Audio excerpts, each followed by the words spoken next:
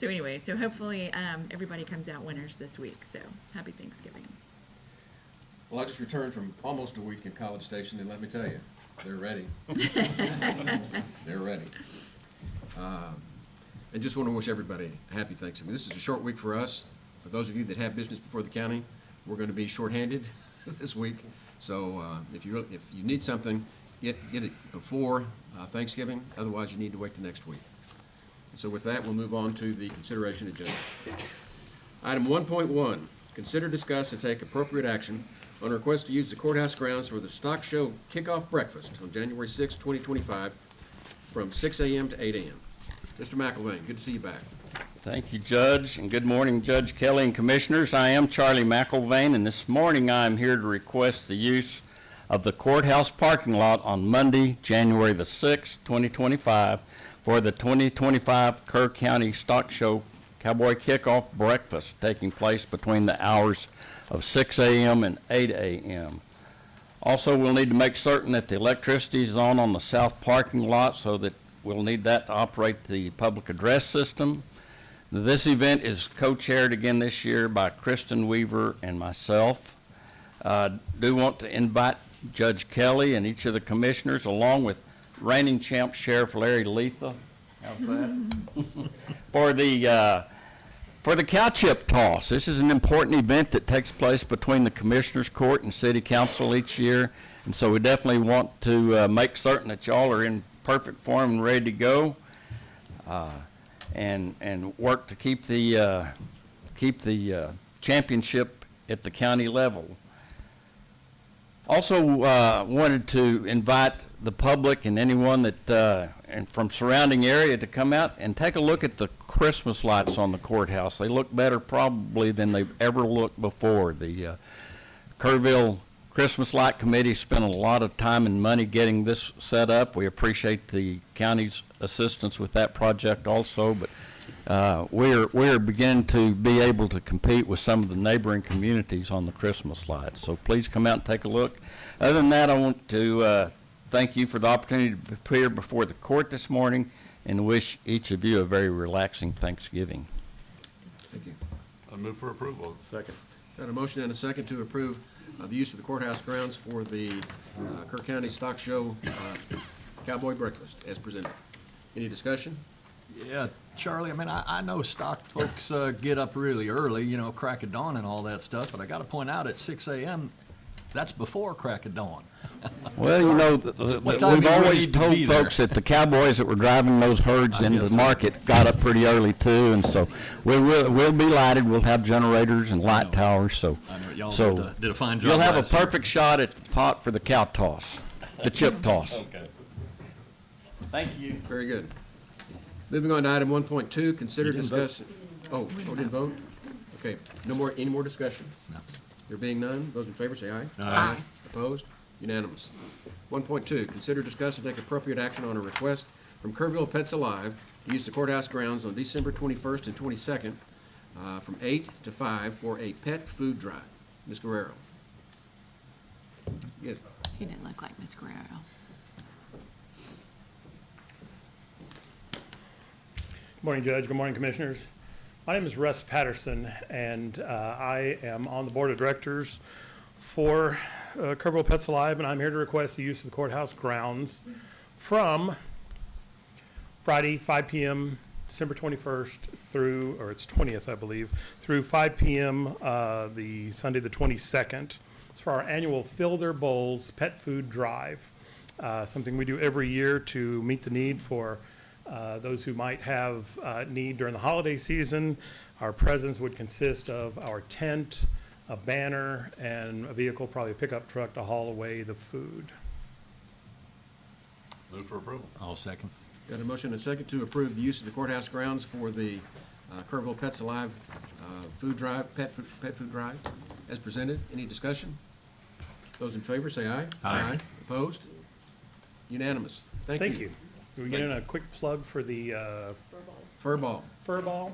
I'd like to mention that the Furball Gala is going to be Saturday, December 7th.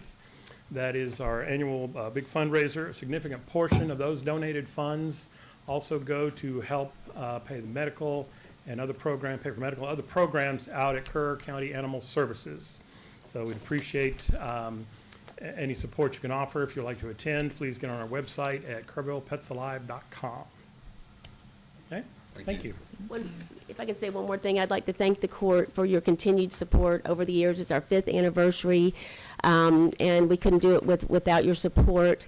And Commissioner Letts, we appreciate all the work that you've done with us, with Kerrville Pets Alive, supporting us, and also with the new animal shelter. So we appreciate you, and we hope to continue this relationship. And also like to thank incoming Commissioner Jeff Holt for visiting, spending several hours visiting the current animal shelter and our safe house facility. So anyway, and happy Thanksgiving. We're very thankful for all of you. Thank you. And we want to encourage everyone to support KPA. This is a good partnership for us and them. We've already voted on that. So we'll move on to item 1.3. Consider, discuss, and take appropriate action to approve mirrored tint to the courthouse windows per recommendation of the Courthouse Security Committee. Mr. Evans. Yes, sir. This recommendation came from the OCA, which is the Office of Court Administration. They evaluate courthouse security, and one of their recommendations was actually replace the window with solid doors and around the entrances. But given the cost of that, the backup option was the mirrored tinting on the entrances and at the lower level, the doors there, we put mirrored tinted. Basically, what it does is helps keeps persons with ill intent to be able to see inside the building to plan and attack. So, and these funds will come out of the courthouse security funds. Is it all which windows? And it's a good question. It will be on the east and west entrances on the main level, the stairwell across from the elections, and the main entrance to the courthouse, and the doors on the lower level. So not all about these just windows right here lower would be mirror tinted as well. What's the estimated cost, Shane? They didn't give me that price, but that's something I'm not gonna have to worry about the cost of the courthouse security committee will be paying for that. And on this building, is any of it being, well, I guess my question is, on this building, does anything being done have to go by the historical commission? That we had checked in on that, and that was something we don't have to comply with at this point because the building has never been listed as a historical building to begin with. Oh, really? Thought So- it was, because we, This, when I was checking in on this, the Commissioner Court Coordinator found some paperwork that when Tinley was the judge and everything, he didn't want to get involved with that because of maybe some ramifications, because we can't do a whole lot with the building should we needed to do something. But we're not obligated so much to follow that. It will also be less than $2,000 for all of the windows and doors. Could you say that How much again? The cost will be less than $2,000 for all of the windows and doors. Less than $2,000? Yes, sir. That's good.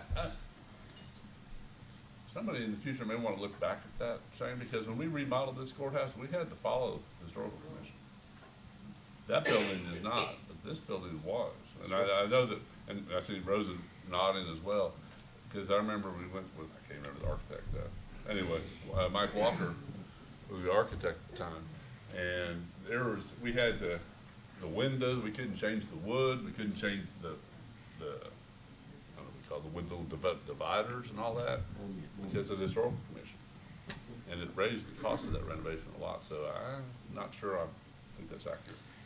But it's just a film, right, that goes But over the film, as window? long as we can do it. So it could be removed. Yeah, it's not gonna alter the doors, and it can be removed Right. without any Removed, damage yeah. to the. Still, we need It's an not a answer to permanent that. change. Yeah, that needs to be looked into, because it was, The- you know, maybe Mike did it because he thought we should be historical. I don't know. I just remember that when we made that decision and we're doing all that work, it had to be cleared by the historical commission. What about the West Kerr Annex? Are we gonna do anything out there? Similar? Agenda. That wasn't something. we don't own it yet. we Just a talked about question. at that time, but it's something we can bring up at the next meeting. Get ownership. Yeah, so, I mean, Oh, the yeah, rest of the that's court, or the annex part can be, for sure, we can really, for sure tint that. The only window that we wouldn't be able to tint would be the front wooden doors. That's actually part of the original courthouse. I mean, it's probably, I think you're probably okay with the historical commission on that, but that's just, something we always check, but it would be good to look into it to see, you know, if it's historical or not. Good. We need a motion? We do? I'll make a motion that we approve adding mirrored tint to the courthouse windows per the recommendation of the Courthouse Security Committee. I'll second that. Got a motion and a second to approve the tinting of the windows at the courthouse as recommended by the OCA. Any discussion? Those in favor say aye. Aye. Opposed? Unanimous. It is 9:15 and we have a timed item, which is 1.4. Consider, discuss, and take appropriate action for Commissioners Court to approve 3 private road names for the Walnut Ranch Development Precinct 3. Good morning. This is Robert Sims. How are you doing this morning? Good morning. Fine, Robert. Reference the Commissioners Court approval of 3 private roads named the Walnut Creek Road Ranch Development Precinct 3. Tyler Campbell from Cypress View Investments LTD applied through the Kerr 911 office on 10/15/2024 to the name 3 private unnamed roads. The proposed names are Derby Court North, Quill Court North, and Stanley Court North. These roads are part of the Walnut Creek Ranch development that does not require platting under the new subdivision rules and regulations, since these are private roads, At this time, I ask Commissioners Court for their approval of the 3 private names of Derby Court North, Quill Court North, and Stanley Court North. All 3 roads are part of the Walnut Creek Ranch Development Precinct 3. I move for approval of the agenda item. I'll second. Got a motion and a second to approve the private road names as presented by Walnut Creek Ranch Division and Kerr County Road and Bridge. Any discussion? Those in favor say aye. Aye. Opposed? Unanimous. Thank you, Robert. We got one more here, 2 more.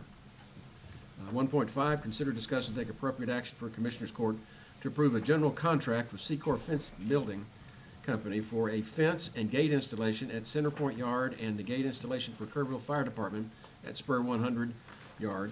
Both are Road and Bridge Department properties. Yes, sir. Before you is a general contract with Secor Fence and Building Company for a fence and gate installed at Center Point Yard and gate installed for Kerr Fire Department at Spur 100 Yard. Both are Road and Bridge Department properties, Precinct 2. This project to be paid out of line item 15612575 Maintenance Facility. The county attorney has reviewed the contract. At this time, I ask Commissioners Court for the approval of the general contract. Thank you for your consideration. I'll move approval. I'll second. Got a motion and a second to approve the contract with Secor Fence for the Road and Bridge properties as presented. Any discussion? Those in favor say aye. Aye. Opposed? Unanimous. Moving on to item 1.6, consider, discuss, and take appropriate action to open and read the annual bids for road materials. Oh, gosh, there's At this, 13 of them. holy cow. at So this- everybody relax, this is gonna take a few We're gonna be minutes. here for a while. If you need to step out for a phone call or an errand, this is a good time. Make your escape. And Are we Thank ready you. for the same Thank you. team on Saturday? Oh, that's true, I forgot. I know. And as a general warning, there are open knives at the Commissioners Court bench. So Larry, if we have people upstairs in the overflow, tell them we got a few seats. Well, these, Two. I don't know. Anybody went up? Sounded like we did. We ran out of seats earlier. Heather, is it appropriate just to read the company and what areas they bid, as opposed to reading every No? line Okay, item? thank you. That's to accept them and then refer them to Road and Bridge afterwards. Is there a total amount? They're all, I'll do the first one and then we can decide. First one's from Contact Engineered Solutions LLC. They bid on corrugated metal pipe, 15-inch arch, $13.20 a linear foot, 18-inch, $17.15 a linear foot, 24-inch, $23 linear foot, 30 arch, $28.50 linear foot, 15-inch coupling band, $19.80 each, 18-inch coupling band, $25.75 each, 24-inch coupling band, $34.50 each. 30-inch coupling band, $42.75 inch. Delivery, there's a map attached, but it's, one is $8.25, one's $8.75, and one's $9.25. That's contact. Next, we have from Vulcan Materials Company. I think you can just read what they did. And the company. And what they're bidding on. And Vulcan Materials bid on paving aggregates, with delivery items, emulsion oils with delivery items, base material, hot mix, cold laid asphaltic concrete pavement. And there's a number of bids under each of those categories. Next bid is from Ergon Asphalt and Emulsions. Bid on paving aggregates, emulsion oils,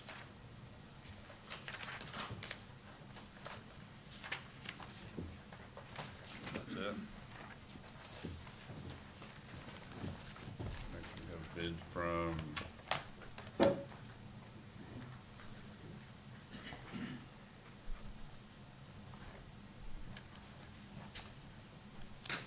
somebody. From Wheatcraft Inc. and Centerpoint.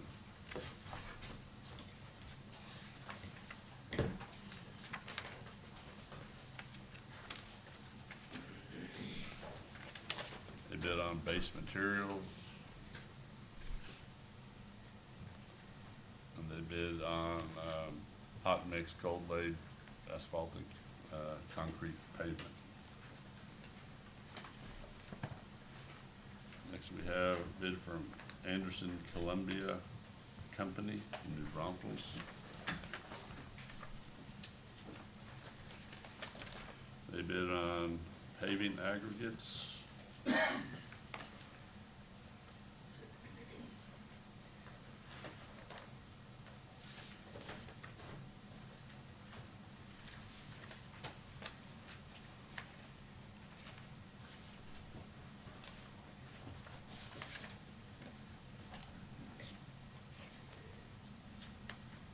Base material. And that's it.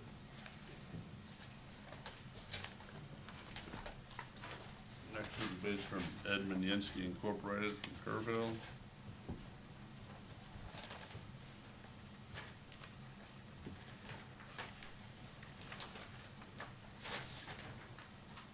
Bid on base material. That's it.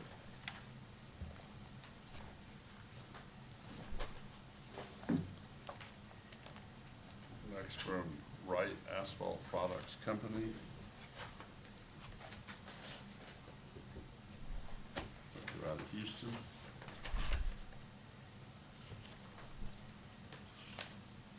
They bid on emulsion oils.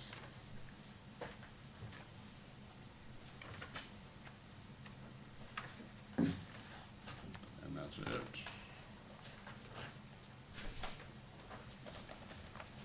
Next is P2 Emulsions from Elm Mott, Texas.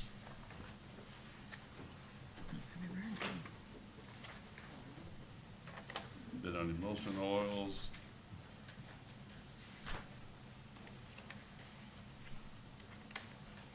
And that's it.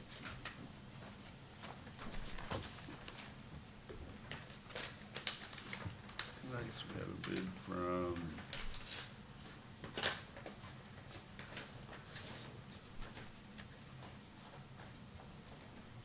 Colorado Materials in San Marcos. They bid on paving aggregates, base material, hot mix, cold laid asphaltic concrete pavement. And it looks like that's it.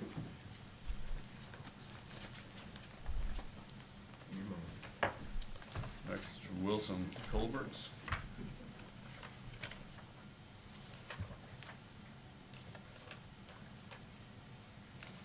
Bid on corrugated metal pipe, and that's it. They are out of, looks like golf cart places.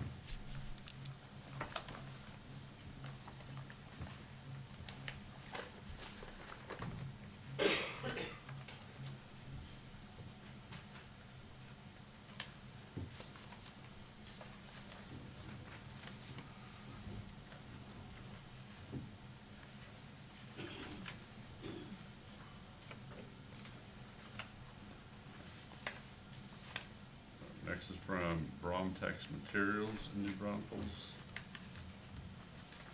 They bid on paving aggregates. And that's it.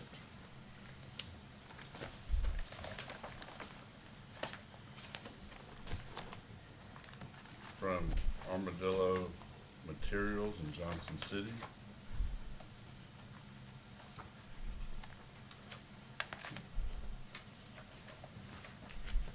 Bid on paving aggregates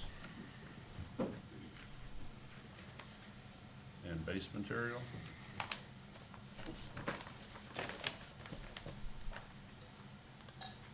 Next from Rhino Hot Mix in Johnson City.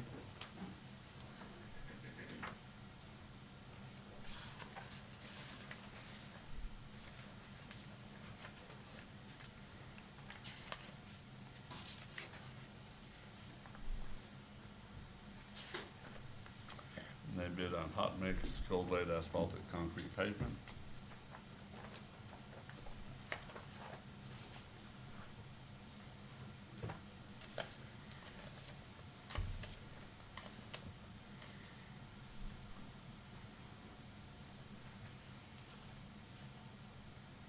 Next is Kerrville Sand and Gravel out of Kerrville.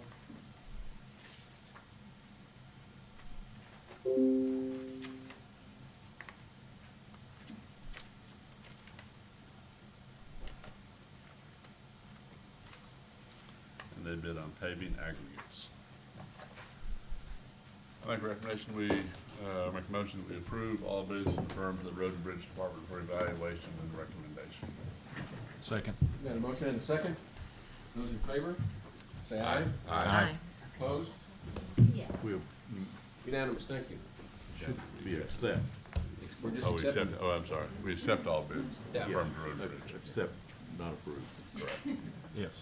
Okay, we have a timed item at 9:30, which is 1.7. Consider, discuss, and take appropriate action to allow or deny Oakview Group Global Spectrum to enter into a rental contract with TSMR for a motorcycle rally in 2025 and/or subsequent years. Jake? Oh, Brian? Yes, sir.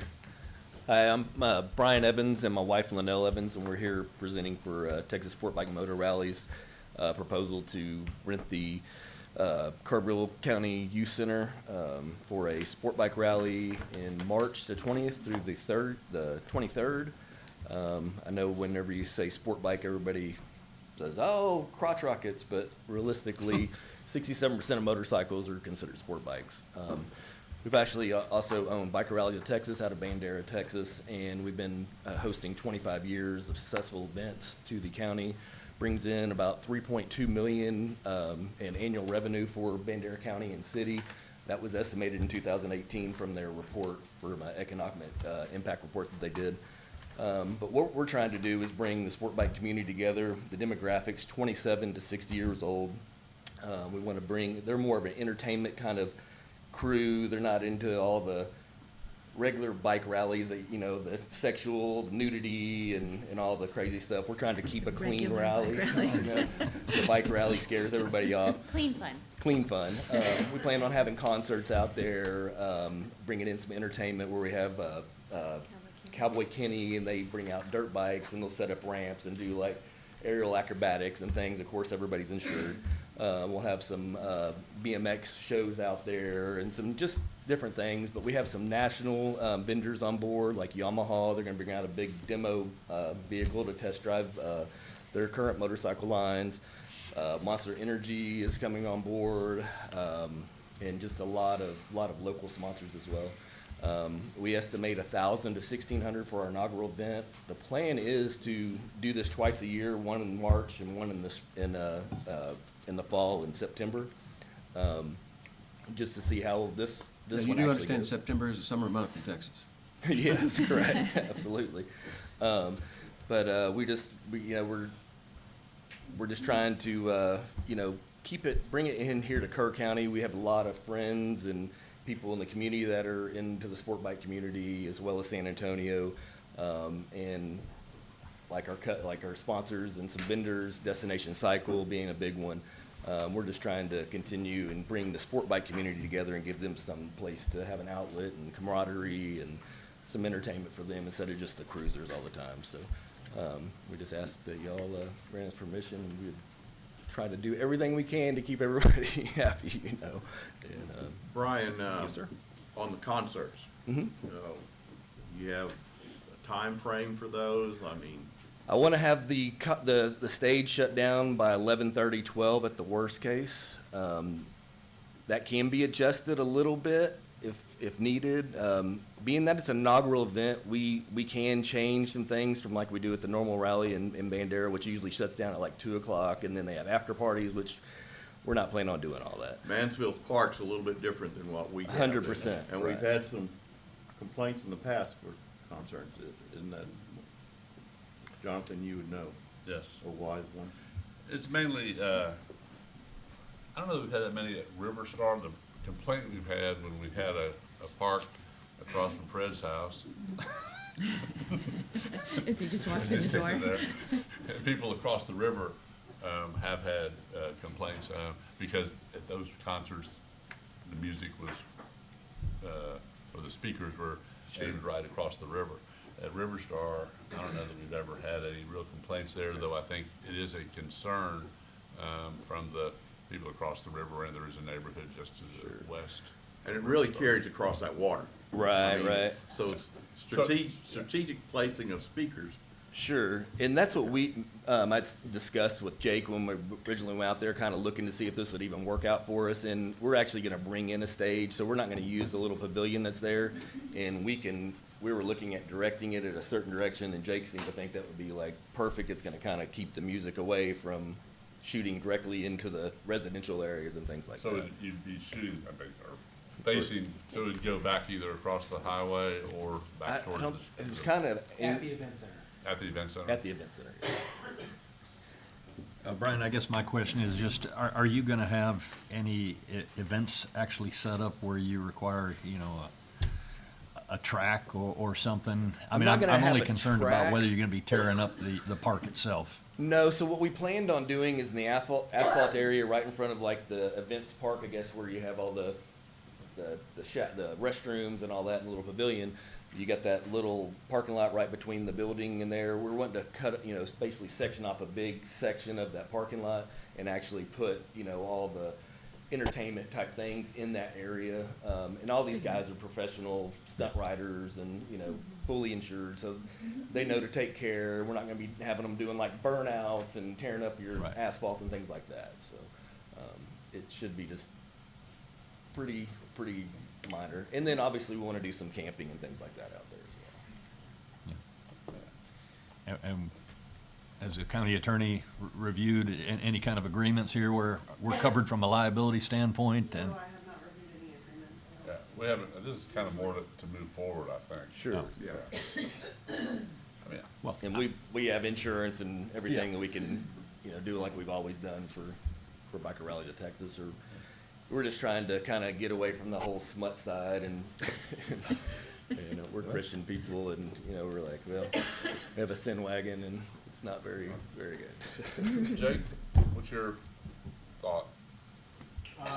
As your hired hand for economic impact and filling the event center's event schedule, Why don't you move over to the microphone? Okay.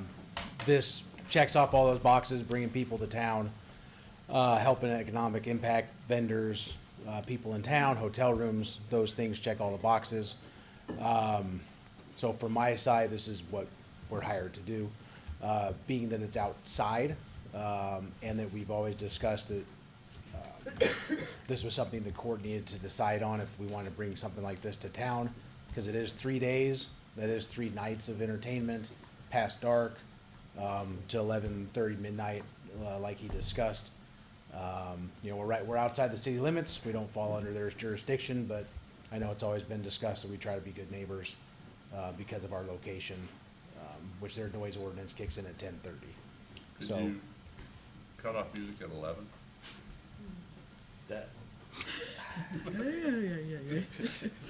Just it's a gonna be question. tough. The biggest deal is that we're trying to keep everybody there to a certain point. You get to that midnight time, people, I don't think people are gonna be leaving and taking off motorcycles, making a bunch of noise and running around. I think if we cut it off 10:30, 11, people are gonna go look for other things to do. Yeah. We're trying to keep everybody there. Not everybody's gonna stay anyway, but I think we're gonna have a better chance of keeping them there. Also going into the economic impact, so the average motorcycle rider spends $274 a day between hotels, lodging, food, the whole 9 yards. So, and that could, at 1,000 that we're, at our minimal that we're thinking we're gonna have, I mean, that's, in 3 days, is $822,000 in, potential, income revenue for the county and the city. And obviously larger if we go more. Go over the time frame. It starts on what day and? It's the March the 20th, which is a Thursday. Okay. And it'll end basically that Saturday night. So 3 nights of It's- entertainment probably? Correct. And Thursday night's gonna start out pretty light because everybody's gonna be getting there, setting up their tents or campers, whatever they're gonna do. So we're gonna have a pretty light Thursday, and so the real day is Friday and Saturday. Well, I'm for moving forward on this, and, I think the next step would be any contracts for the county attorney to look over. But you can see our concerns from our questioning, so, 100%. Might be worth a try, because it could end after 1. Yeah, and we wanna do this twice a Sure. year and be able to make it a staple into y'all's We community. do have a number of people you're planning a security component. I'm not sure the numbers. We The have a certain number of security that I officers. was gonna work with, Jake, that we would be hiring, he would actually be in charge of security and hiring what he feels. We have a great crew that's been, that's been working these rallies, security-wise, out of Bandera as well. We'll have some private guys too that are just there during the evening and all that. But our crew that's been running the biker rallies of Texas for the last 25 years, I think most of them is still there. And we have, great crew, and we've been doing this for a long time. So, we understand the security concerns and the potential problems. So we definitely try to, take care of and be proactive and taking care of all that up front. I've asked Jake and just now for some information about the activities and events out there for this rally that I can send over to TAC and ask them if our insurance provider would cover those events, so that as they plan, they'll know what. Sure. What's coming, what's not. I guess I'm in favor of giving it a try. Sure. Whether we do it again in September or not, I guess That's all we can depends on ask. how You this just one try, goes. and if it fails, then we. But yeah, go I with guess our are we heads. gonna actually take a decision if we don't have kind of a green light from our county attorney on this? Well, I Does it think we need need to come to back? tell them to move forward, is what they're asking, in my Yeah. mind, and then they have to come back with contracts and all the requirements Okay. that we're gonna have. Sure. But, and unless Jake has a contract already. we have the court-approved contract with the, blanketed for all groups, and it doesn't change. Yeah, Spectrum contract. One more question, Sheriff, does he have any concerns? Yeah, yes, I do. We have contacted Bandera County, but I'll definitely be strong on the one deputy per 100 people for this event, definitely. That's fair. I see Mr. Haneke standing in the back of the courtroom. Do you have any comments? No? This, Margaret, it's not across the lake from my house, so, y'all just figure it out. Maybe he has some music request or something. He knows what weekend to leave town. I'm okay with it. I mean, like kind of as Mr. Pay said, just try it. If it doesn't, if we get a lot of it doesn't work. That's right. I have a feeling there's a big demand for it. Yeah. People are sure. interested. Yeah. So I'll make a motion to, Yeah, exactly. Well, I was looking at that too. I mean, to move forward, basically. I guess the next step would be Heather's gonna check with TAC and what have you, and then we can come back next agenda or something, and that makes sense? Ken? Yes, sir. Yeah, that's fine. So wait till we get that information back, but, or the other option is to make it, we could make a motion to approve, authorize Jake to enter into the contract, subject to, There you go. TAC. That'll work. I'll make a motion to go ahead and we authorize, Spectrum, Global Spectrum, or Oakview Group, as they're now called, to enter into the contract, with TSMR for a motorcycle rally in March twenty twenty. Subject to TAC, approving the. And we will work around any entertainment that y'all say y'all can't. We have so many different things. We're not gonna bring in like the ball of death or whatever, like, you know, crazy. We'll work with whatever you guys. Okay. Okay, we've got a motion by Mr. Gillette, seconded by Commissioner Harris, to approve the requested motorcycle rally as presented. Any discussion? It's subject to TAC approval of insurance. Subject to TAC approval. Okay. Any discussion? Well, I do have something to say. My grandfather used to tell me, what you do speaks so loudly I can't hear what you say. I want to see that this is going to be a wholesome rally and not some of the ones that I hear about. Sure. So I am very, very reluctant. And I'm going to vote against this so that there is a split vote on it. Sure. So you know that if it gets out of hand, I will be rallying the troops here Yes, sir. come the fall. And I expect that. Okay. So this is a cautionary advisement here. Okay, so those in favor say aye. Aye. Opposed? Aye. 4-1. And that's a trial period. Well, thank y'all, and y'all have an awesome Thanksgiving. Thank you. Thank you. Item 1.8, consider, discuss, and take appropriate action to approve the renewal addendum for the contract services between Windstream and Kerr County for provided phone services. Corey Tennis. Morning, Court. This is just a formal request for the addendum to our Windstream contracts. We've got 6 contracts that have gone out of cycle. Forget the actual words, but this locks us in for the next 3 years at our current pricing. Renewal, is that what you're looking for? Renewal, extension, yeah. Any discussion? Motion, is there a motion? I move for approval. I'll second. Okay, that's Lutz and Overby have moved and seconded to renew the contract as presented. Any discussion? This question, is it one contract or we're putting them all together? This is all, the way I understand it's all, each of these accounts have run out of term. And so this is the addendum for each of these Okay. for the 3 years. Just for clear. All right. Okay, any discussion? Those in favor, say aye. Aye. Opposed? Unanimous. Item 1.9, consider, discuss, and take appropriate action to approve bond for the tax assessor collector. Good morning, Commissioners. Judge, before you, in your backup materials, you should have a copy and the original bond. As you know, my office is required to carry 2 bonds, one payable to the Commissioner's Court, one to the Comptroller's Office. The one payable to the Commissioner's Court comes due 12/1 of this year. Simply, it's a little off cycle with normal bonds. That's because of when I was sworn in. And therefore, I request the Commissioners and the judge to approve the bond and authorize the county judge to sign as needed. I move for approval. I'll second. Got a motion and a second to approve the bonds. Is 2 bonds? Just one bond, sir, payable to Commissioner's Court. Okay. Move to approve the bond payable to Commissioner's Court as presented. Any discussion?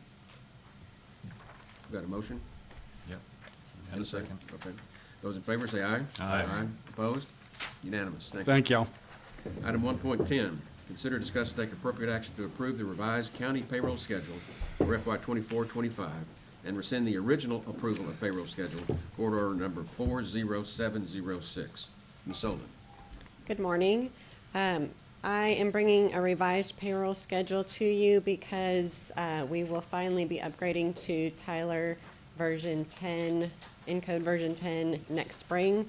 They've given us a timeline for the conversion to that version, and they have us scheduled to close our current system on Wednesday, May 21st, and go live the following Tuesday because of Memorial Day holiday, which means that we can't do any work in Encode during that time. There's payday in the middle of that, so we need to bump up the time that timesheets are due so that we can process and be completed before they turn off version 9. I move Sounds for approval. complicated. I'll second. We've got a motion and a second to approve the revised payroll schedule as presented. Any discussion? Tracy, how much did it move it up then? Is this, It's the Friday instead of Monday, so the Friday before the Monday that it would normally be. thank you. Judge, and that also rescinds, the motion rescinds court order 40706. Yes. Okay. Any other discussion? Those in favor say aye. Aye. Opposed? Motion carries. Item 1.11, consider, discuss, and take appropriate action for the Kerr County Incentive Program as part of the Texas Association of Counties Healthy County Rewards Program for 2025. Ms. Sullivan. This incentive plan is the same as you approved for this year. It gives 4 hours of PTO to any employees that complete an annual physical exam during the calendar year of 2025, and then also gives them additional 4 hours of PTO if they earn 50 out of 75 points in the Healthy County Rewards Program. Move for approval. I'll second. We got a motion and a second to approve the Healthy County Rewards Program as presented. Any discussion? Yeah, just, how many employees availed of this program? I'm sorry, how many employees? How many employees took advantage of this? We don't have the numbers for this year yet because we're not done, so I don't have a number for you. But prior to this year, we just did a flat 8 hours. They had to do both to get 8 hours, and we split it to allow for more people. More people get their annual physical exam than go through the program. So this rewards more employees by doing it this way. It's a good program, and also, as I recall, it helps with some of our rates. And it would be good if we get more Yeah. employees to. I'm More good with doing it. I was participation. just curious how many people actually take advantage of it. It also helps us to pay for our county lunch, our Christmas lunch. So the more people that participate, the more money we get for that. Sure, thank you. Priorities. Food.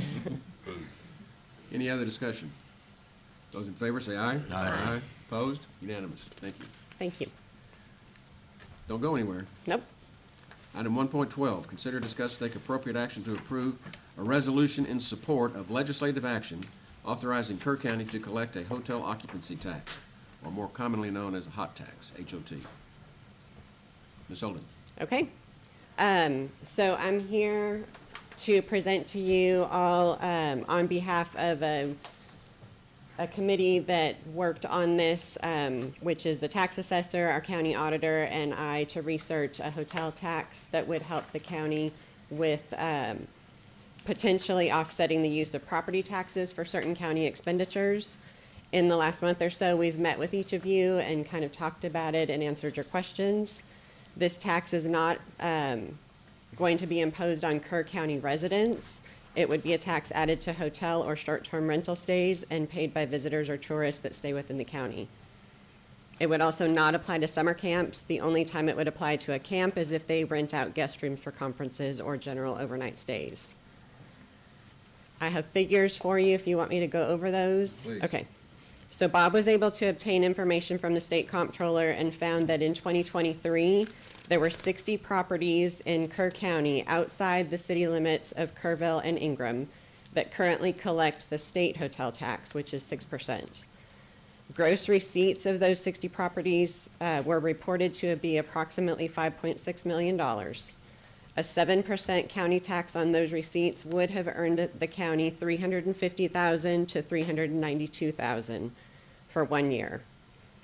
So for perspective, this amounts to the equivalent of 1 cent on the Kerr County property tax rate. These figures don't include any properties that are managed by Airbnb or Verbo or any other type of management company. They collect the taxes from the renter, remit to the state or local entity on behalf of the property owner, and they weren't listed separately. So we don't have those numbers at this time.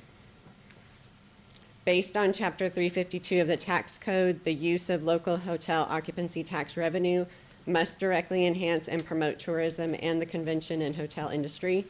It cannot be used for general revenue purposes or general governmental operations of a county. There are 7 specific categories for expenditures, but the 2 that we feel that would benefit the county the most would be funding the improvement or maintenance of a convention center. The term convention center is defined in the tax code to include exhibition halls, which would qualify the youth event center for that funding. The second approved category is to pay or fund advertising, solicitations, and promotions that attract tourists and convention delegates to the county, which would allow for funding to the Convention and Visitors Bureau to specifically advertise events at the event center and/or advertise the facility as a venue option that would bring visitors and tourists to Kerr County. The hotel occupancy tax can only be collected in counties that fit into one of the population brackets and geographic descriptions as described in Chapter 352 of the Texas Tax Code. The resolution before you would enable the county to pursue legislative efforts to be added to the list of counties authorized to collect this tax this upcoming session. Should you agree to approve the resolution, Senator Flores' staff has agreed to move forward with having Legislative Council draft a bill to include Kerr County in the list of counties authorized to charge the tax. With the senator's staff getting started early, it will put the county ahead of the curve before the legislative council gets bogged down come January 14th when session starts. At this time, we ask that you approve the resolution before you to help promote tourism to the county and potentially offset the use of property tax in the future for the Youth Event Center. First question is, address the camp situation. Mm-hmm. If you would address that. I did, so it does not affect summer camps Well, unless they rent out Well, rooms to again. individuals for weekend stays or conventions. And we do have a couple of camps, I think, that do charge, pay the state tax, is that right? Yes. But those are not for the kids' camps, they're for when they rent out just hotel rooms. Correct, sure. Okay. And Kerrville already has a hotel occupancy tax, is that not correct? They do, and Ingram, I believe, does as well, but we are not looking to do the properties located within the city limits, No, just I the understand county. that. Yeah. I guess it's not allowed, right? It is allowed. Oh, it is? We're just not, we're Okay. choosing, Good. I mean, it's up to you guys, but that, we're not presenting it that way. I'm happy with what's been proposed. Unincorporated areas. Well, when I checked out of the hotel there in College Station this past week, there's a list about this long of various entities that charge hotel tax. It took me a while just to go through, and still don't know what some of them were, but you pay it when you check out, I guarantee you. Sure. Any other discussion? Good. Got a motion? I'll just say that, you know, this is one way that the Office Space Committee talked about back when we were talking about the various improvements that are required, and particularly with the Youth Event Center and the indoor arena. And if you'll recall, I made a proposal to spend up to $2.5 million to upgrade that arena. And, we're funding the roof through ARPA funds, but this would be a real good source of funding to go ahead with the remaining activities. And then the other parks that we have in Kerr County, like River Star Park, Flat Rock, and there's plenty more, Lions, and in Ingram, they've been to a certain degree neglected for a long time. So having some additional funding to get some of that TLC kind of improvements done, I think would be good. That's all. Is that a motion? Oh, you want a motion? All right, We need a motion. I'll make a motion that we approve the resolution that's before us in support of legislative action authorizing Kerr County to collect a hotel occupancy tax. Second. Got a motion and a second, and that's with Paces and Harris. Any other discussion? Long overdue for this. Yeah. I see Commissioner Moser at the back of the room. Did you want to comment on this one? No, He says no. I just didn't want to disturb anybody. Okay. So with that, those in favor say aye. Aye. Opposed? Unanimous. Thank you. Thank you. Then the last item before we take our morning break is item 1.13. Consider, discuss, and take appropriate action for the court to approve the preliminary engineering design alignment of Almoney Road. Mr. Hastings. Thank you, Judge. Construction plans are being prepared by 6S Engineering, Inc. for the reconstruction of Almoney Road pursuant to an agreement between Kirk County and the city of Kerrville. The attached plans show the preliminary alignment of Almoney Road. Modifications are being made to accommodate future heavy truck traffic. The proposed alignment allows for the following. It aligns Almoney Road with the Peterson Farm Airport entrance. There is an entrance to the airport off of Peterson Farm. This would line it up straight with that, and it promotes future airport growth by doing that. I move for approval. Second. Got a motion and a second to approve the preliminary engineering design alignment of Almoney Road as presented. Any other discussion? Just- Well, Charlie, please just confirm, particularly for the public, that this will have no impact on the amount of money that Kerr County pays toward the It doesn't Almoney appear Road to. upgrade. No, sir. It's within the budget. No impact. My comment is just, thank Charlie, and Stuart from the city.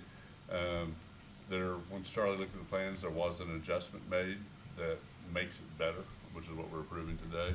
And, that's one of the reasons, we wanted, With everybody. Charlie in the loop on how that road is designed and constructed. It's just more eyes on it. Stuart and I went out there and we drove it together, and said, this makes sense to move it just a little bit more. They already had plans to move, that where Almoney Road connects to Peterson Farm Road by a certain distance, and if we could just move it just 100 more feet, it would line up with this. So that's what we did. Anyway, good work. So we have a motion and a second to approve the motion to approve the preliminary engineering as presented. Any other discussion? Those in favor say aye. Aye. Opposed? Motion carries. Let's take a 10-minute break. We'll come back at 10:10 and resume at 10 o'clock, but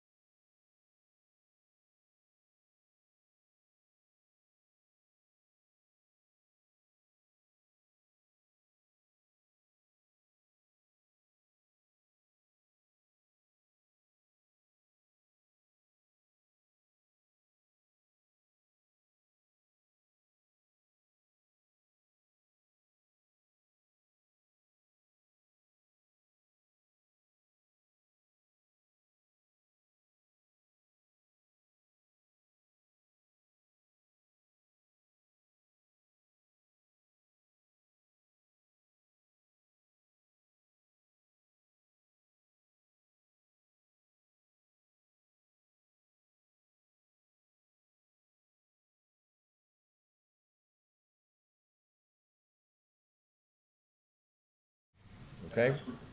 We've got a couple of prelim items before we go into the 391. Court will come back to order.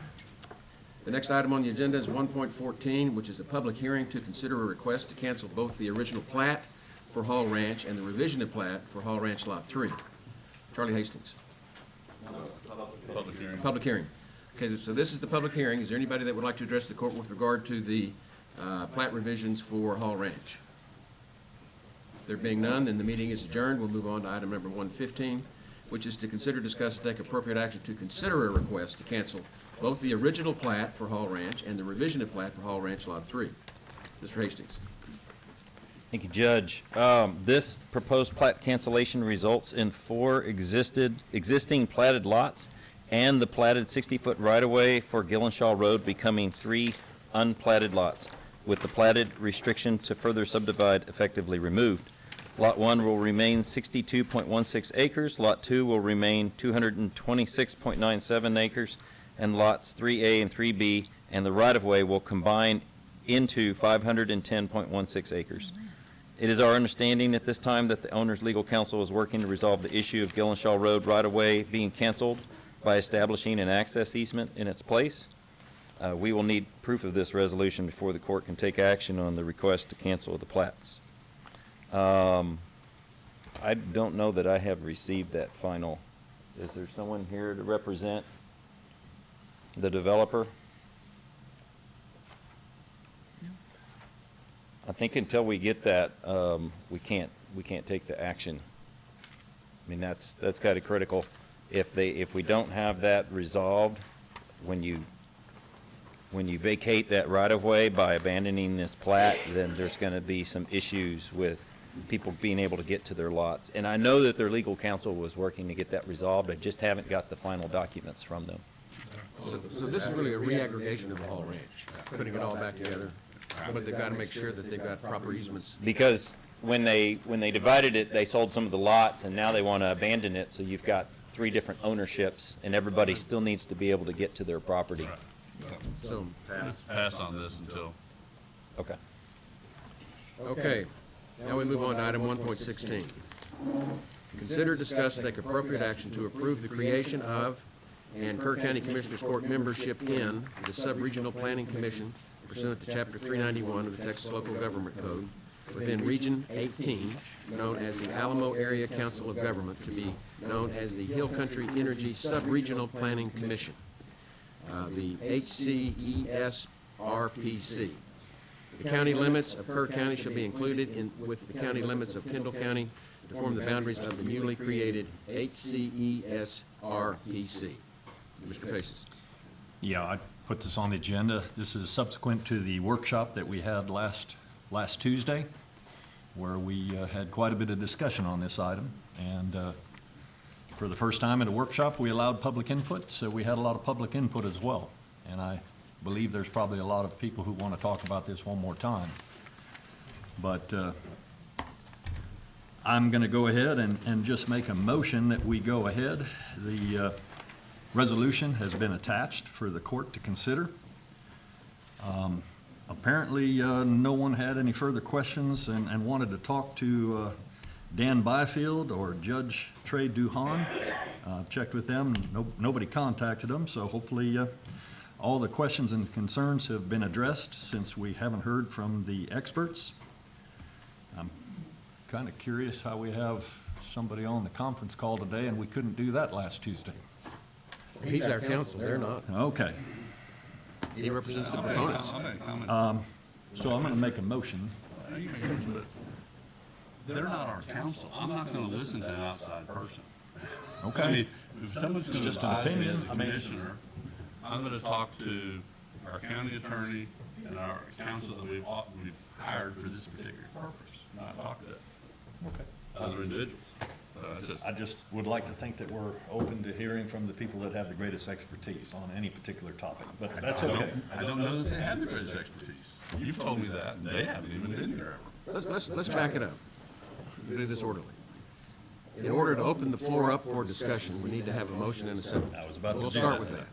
So. All you right, make a so mo- I will make a motion that we take action to approve the creation of and Kerr County's Commissioner Court membership in the Sub-Regional Planning Commission pursuant to Chapter 391 Texas Local Government Code within Region 18, known as the Alamo Area Council of Government, to be known as the Hill Country Energy Sub-Regional Planning Commission.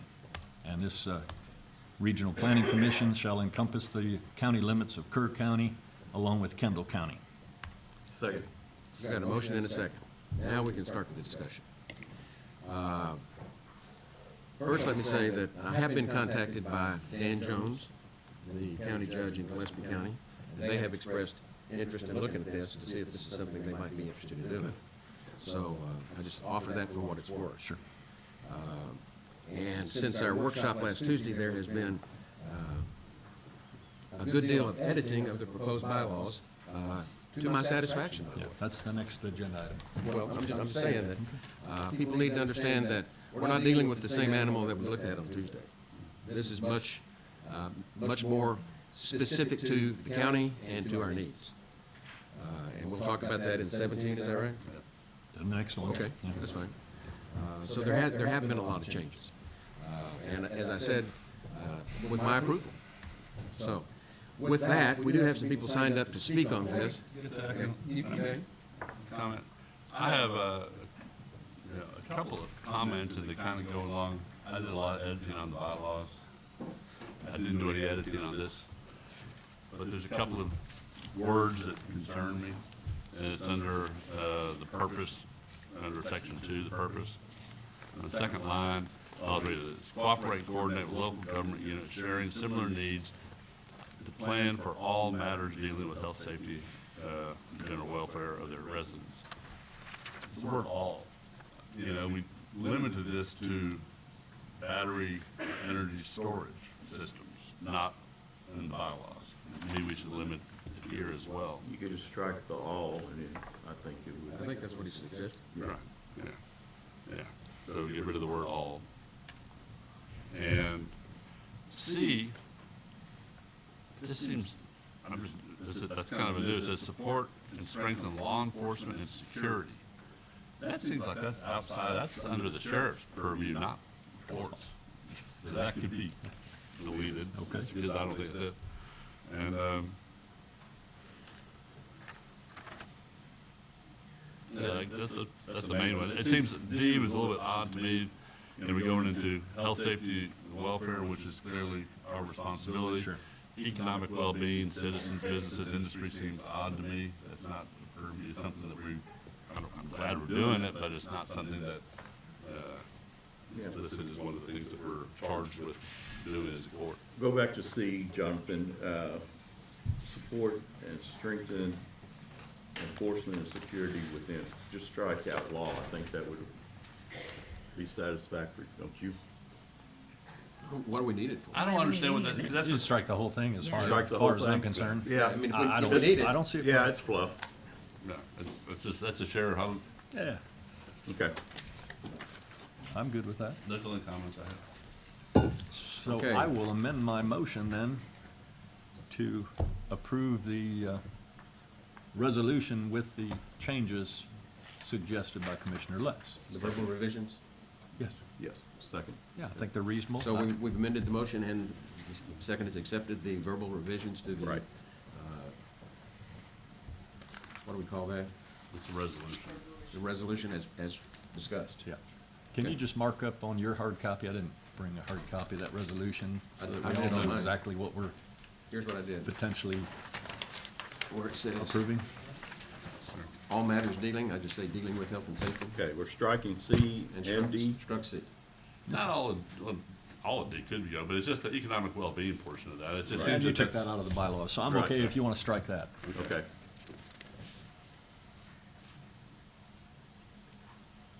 Are you striking now? That's just the. D is a it says that repeat we're of A preserve anyway. health, safety, and welfare. It's That's an our, A. that's our, Health, safety, and general charge welfare. is Yeah, It has it exactly. in A. Doesn't hurt to say it. Again. Is that it? Yeah. Any other changes? All right. Okay. Okay. Public input done? Yeah, public input. First one that signed up to speak on 116 is Jeff Bernard. Good morning, Judge. I agree with you, Commissioner Lutz. all is all. But, Judge, you've asked several times, you know, or you just said several times, why? And I just want to tell you, for me, from my heart, why? It's because we got ERCOT over here, unelected people. We got no representation. Then we goes to LCRA, unelected people. We have no representation.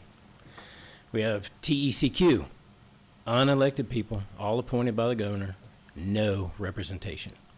So when we left the workshop the other day, I was angry, and so I figured out why. Why am I so, you know, we got companies in here that aren't regulated. So I'm just asking for us to be represented, because it feels like we have no representation. And it's important to us to have a say in our property. And we have people here today from Gillespie County. We do have them here, concerned, because this company that's putting one in Harper, it's 1,400 feet from the front door of the high school. 1,400 feet, that's all.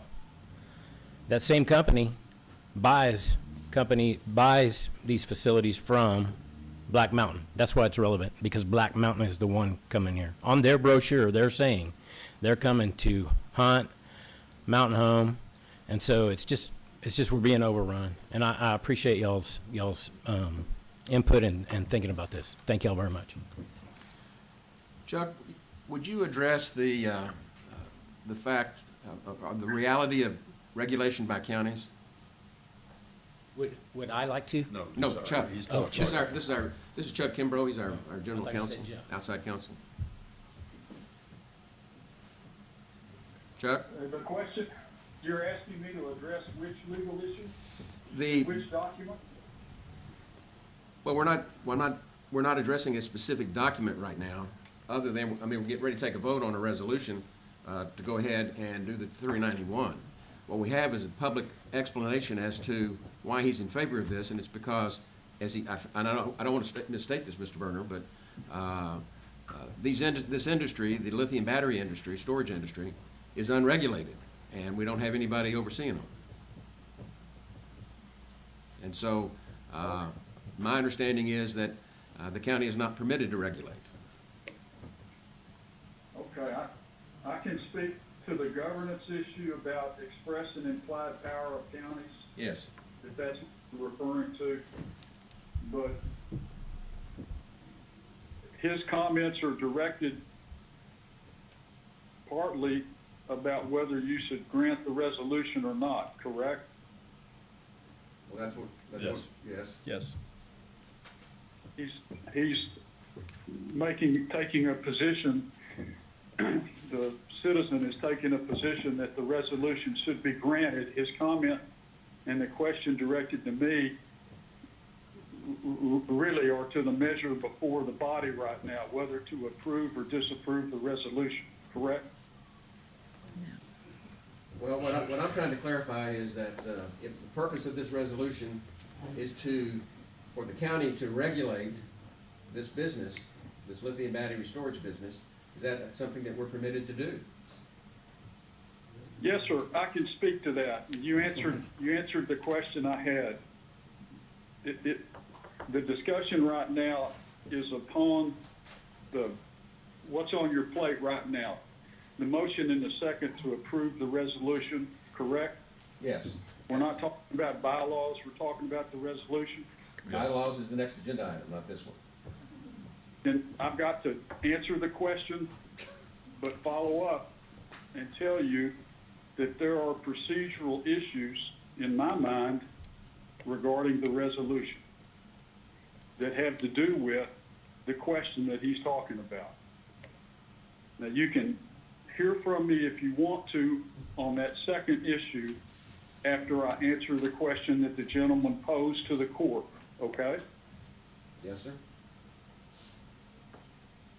Counties are limited regulatory bodies, as we understand the longstanding law. And they may not regulate any matter that is not expressly provided for county regulation under the Texas Constitution or statutes, or by implication is provided for by the Texas Constitution or statutes. And unless a proposed battery facility could be regulated under county subdivision regulations, county floodplain management regulations, county wastewater, what we call sewer or septic regulations.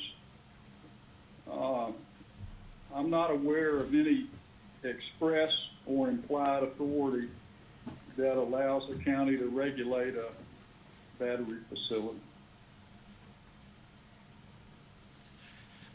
And each of those statutory schemes, whether it's subdivisions or wastewater, what have you, do provide for the county to provide and protect the health, safety, and welfare of the public.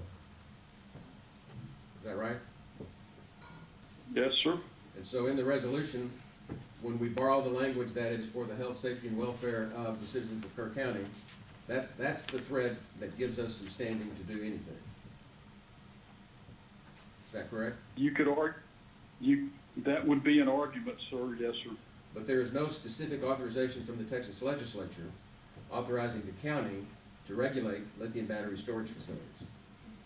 To my knowledge, there is none. There are other types of businesses that the legislature seen fit to give counties the power to regulate, such as slaughterhouses, automobile salvage yards, sexually oriented businesses. My experience says that for a battery facility, we don't have any of that out there currently in the statutes. For the county to regulate? Yes, sir. It's state and federal regulation. That's where the rules are. And as it's been explained to me by the proponents of this Chapter 391 Commission,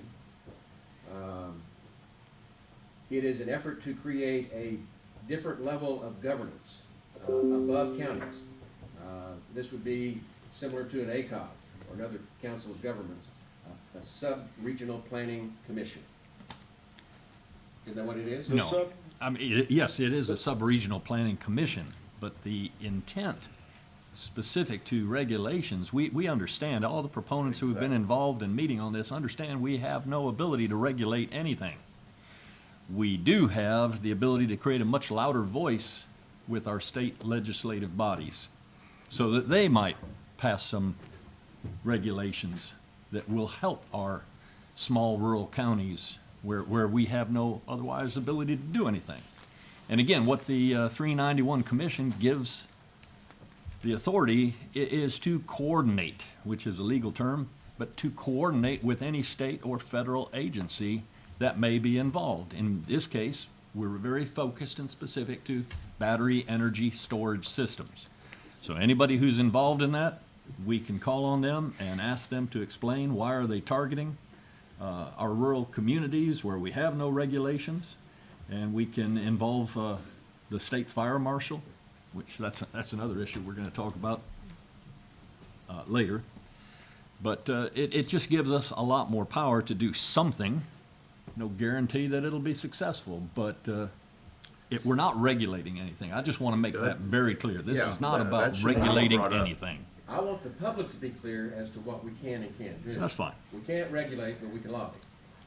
Isn't that what we're saying? Bingo. We are saying that, but there's a lot more to it than just lobbying. It's, again, getting these state agencies, like ERCOT, PUC, LCRA, to the table to try to better explain what their plans are and merge with our plan, which is we're very concerned about this stuff, and we would prefer they weren't here in our rural counties where we don't have the ability to fight fires.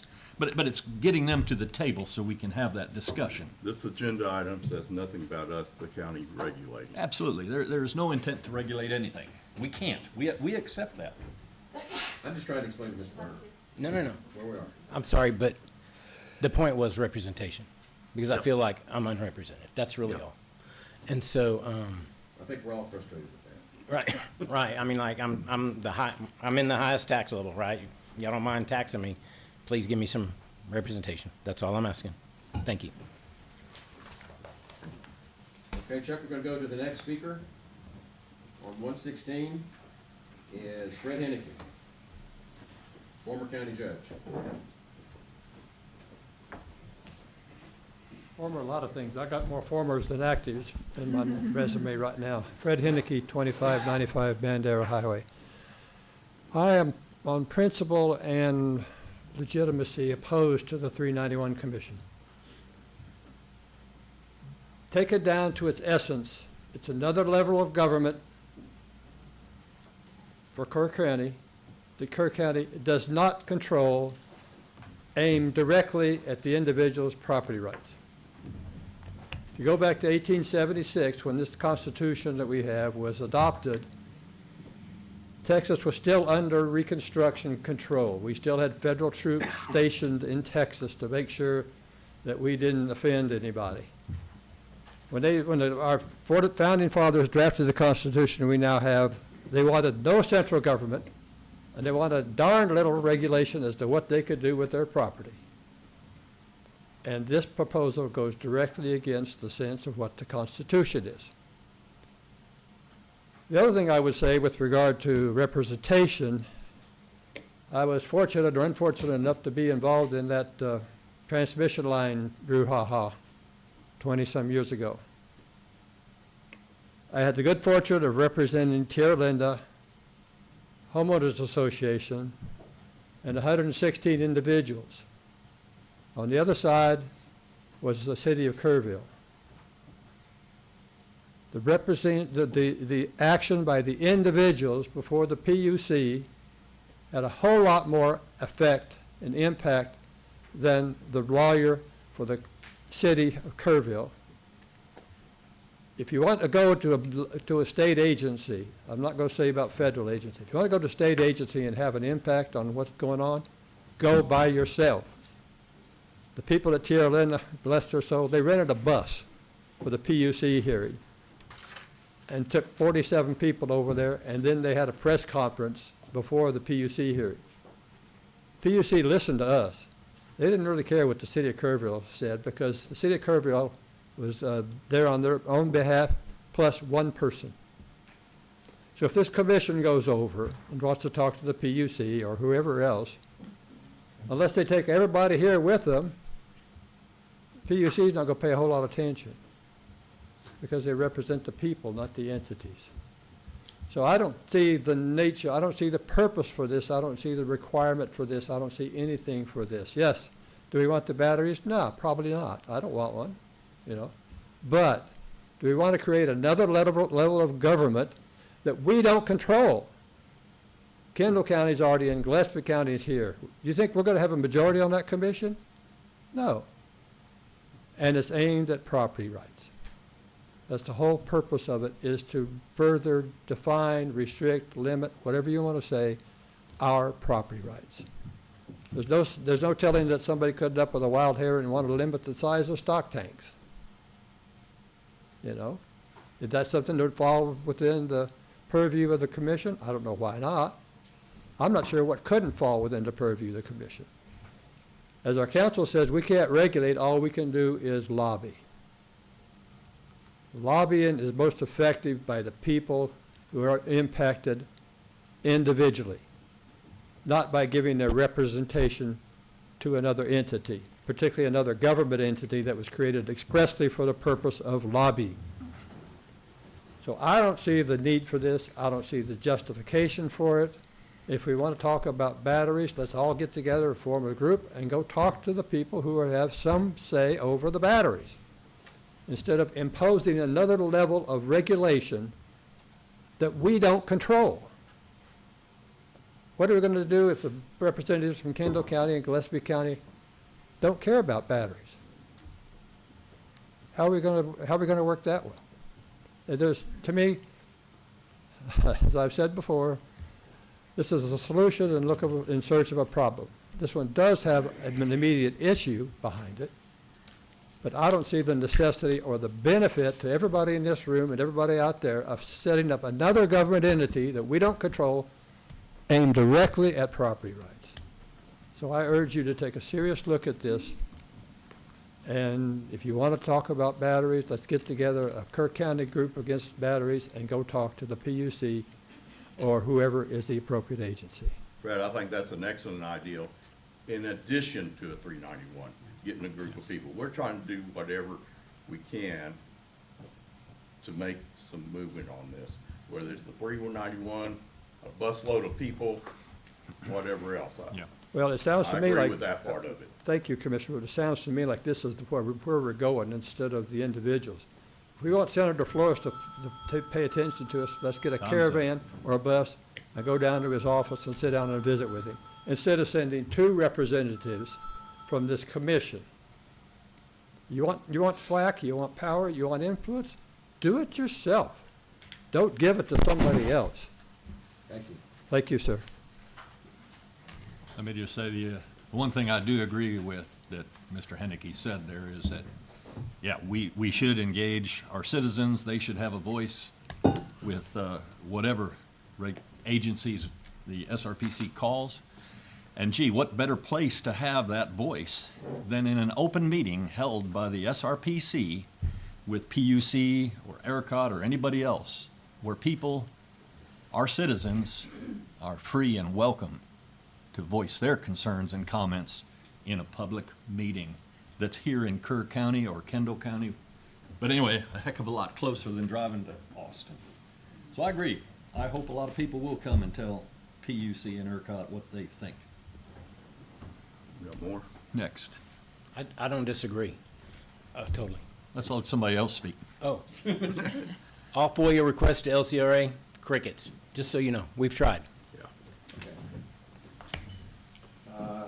The next person that signed up to speak on item 1.16 is Jeff Holt.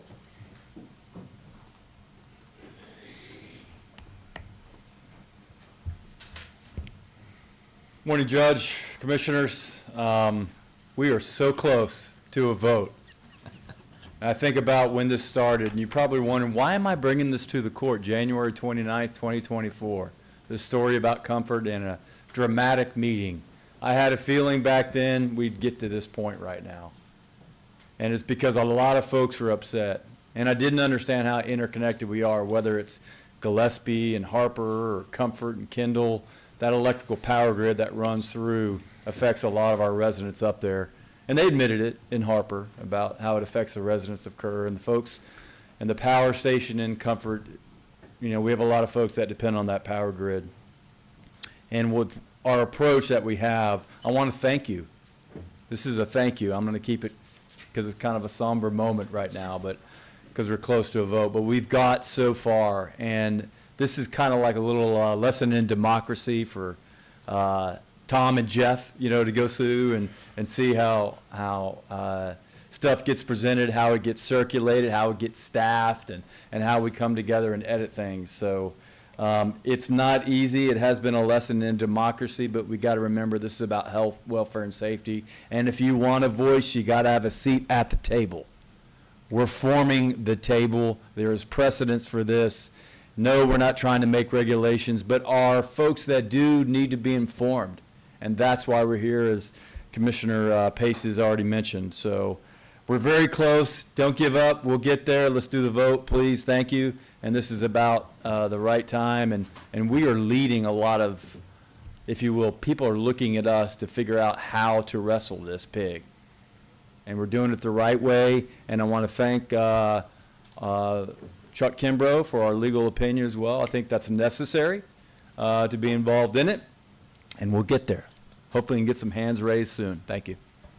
So, Commissioner-elect Holt, are you in favor of this? Am I to understand that you would be voting for this if you were up here? Yes, I definitely am in favor of that. Sorry, I probably should have stated that. I'm in favor of this, and I think y'all know that by now, right? I'm looking forward to working with you. Publicly stated, yes, I am. Okay, that's all we have for public input. Court? Judge, going back on the, when I reread this during some of that. One more little Now what do tweak. you got? A little extra time. Under section 2A, I would recommend or offer as amendment that on the fourth line, the word other, it says other issues. Third line, yeah. Well, third line, sorry. Third line says other issues. I think I'd strike the word other and say, and the development of best issues affecting the jurisdictions. Just because that puts it, lines it up with, some of the other stuff. You fine with it? I will suitably amend my motion to include the additional change that is suggested by Commissioner Letts. Thank you. I'm all for it. Thank And you. my second is still good. Okay, let me read it so that we're all on the same page. This is section 2, paragraph A. Cooperate and coordinate with local government units sharing similar needs to plan for dealing with the health, safety, and general welfare of their residents and development of best issues affecting the jurisdiction and residents of the HCESRPC. Is that right? I think so. And Yeah. And I'm taking that sheet away from Commissioner Letts before we find something else. Thank you.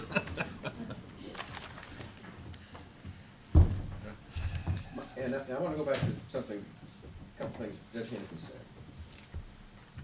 I think it's important that the public understand that this is a resolution to form, or not a resolution, it's the formation of Kerr County participating in Chapter 391.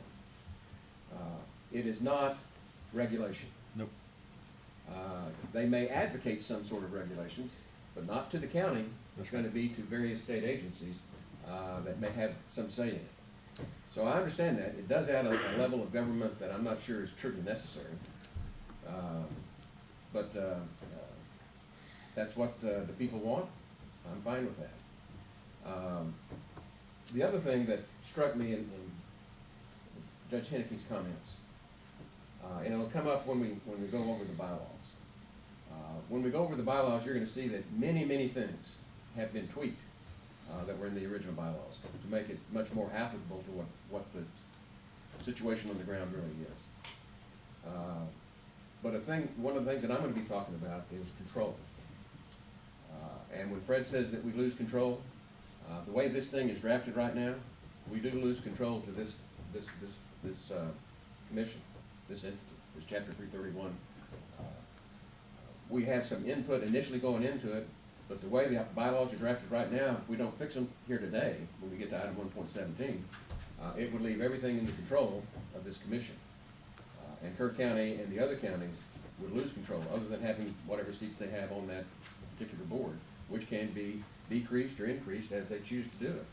I don't want to give that commission unfettered control, and I don't think any of us in this room really want to give that control up. I'm looking for safeguards and ways for Kerr County to protect itself and be able to have a say, other than just, it's an all or nothing, you quit, or you stay and let them do what they want to do. And so, Fred, when we get into the bylaws, I think you'll see that we're trying to keep some sort of tether to keep this thing from going out of control. I think we've been saying that all along, you know, that, We said we'd bring her back to the court. that's right, they gotta bring it back to the court and boom. Well, and So that's- hopefully, Kendall County's doing the same thing right now in their commissioner's court, going through the same issues. Well, and even if they're not there today, they will get there come January, if we have to wait on them, but hopefully they'll get there today. Okay. Is there any other discussion from members of the court? Judge Kelly, Chuck made a comment that I made a note of, that he had procedural issues with the resolution, and since he's here to provide advice about the resolution, that might be helpful. Okay, Chuck. It's your turn to weigh in. What, when you say weigh in, that means certain things to certain people. What are your instructions exactly for me to do? Well, there was concern, you expressed some concerns about the procedural aspects of this, Resolution. well, it's more than a resolution. Oh, that's a resolution. Resolution. The motion is about this resolution, with the amendments made by Commissioner Letts. Yeah, okay,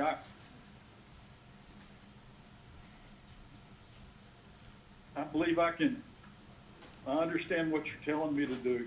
You want me to proceed? Yes, sir. May it please the court. Can everybody hear me? Yes, sir. Yes.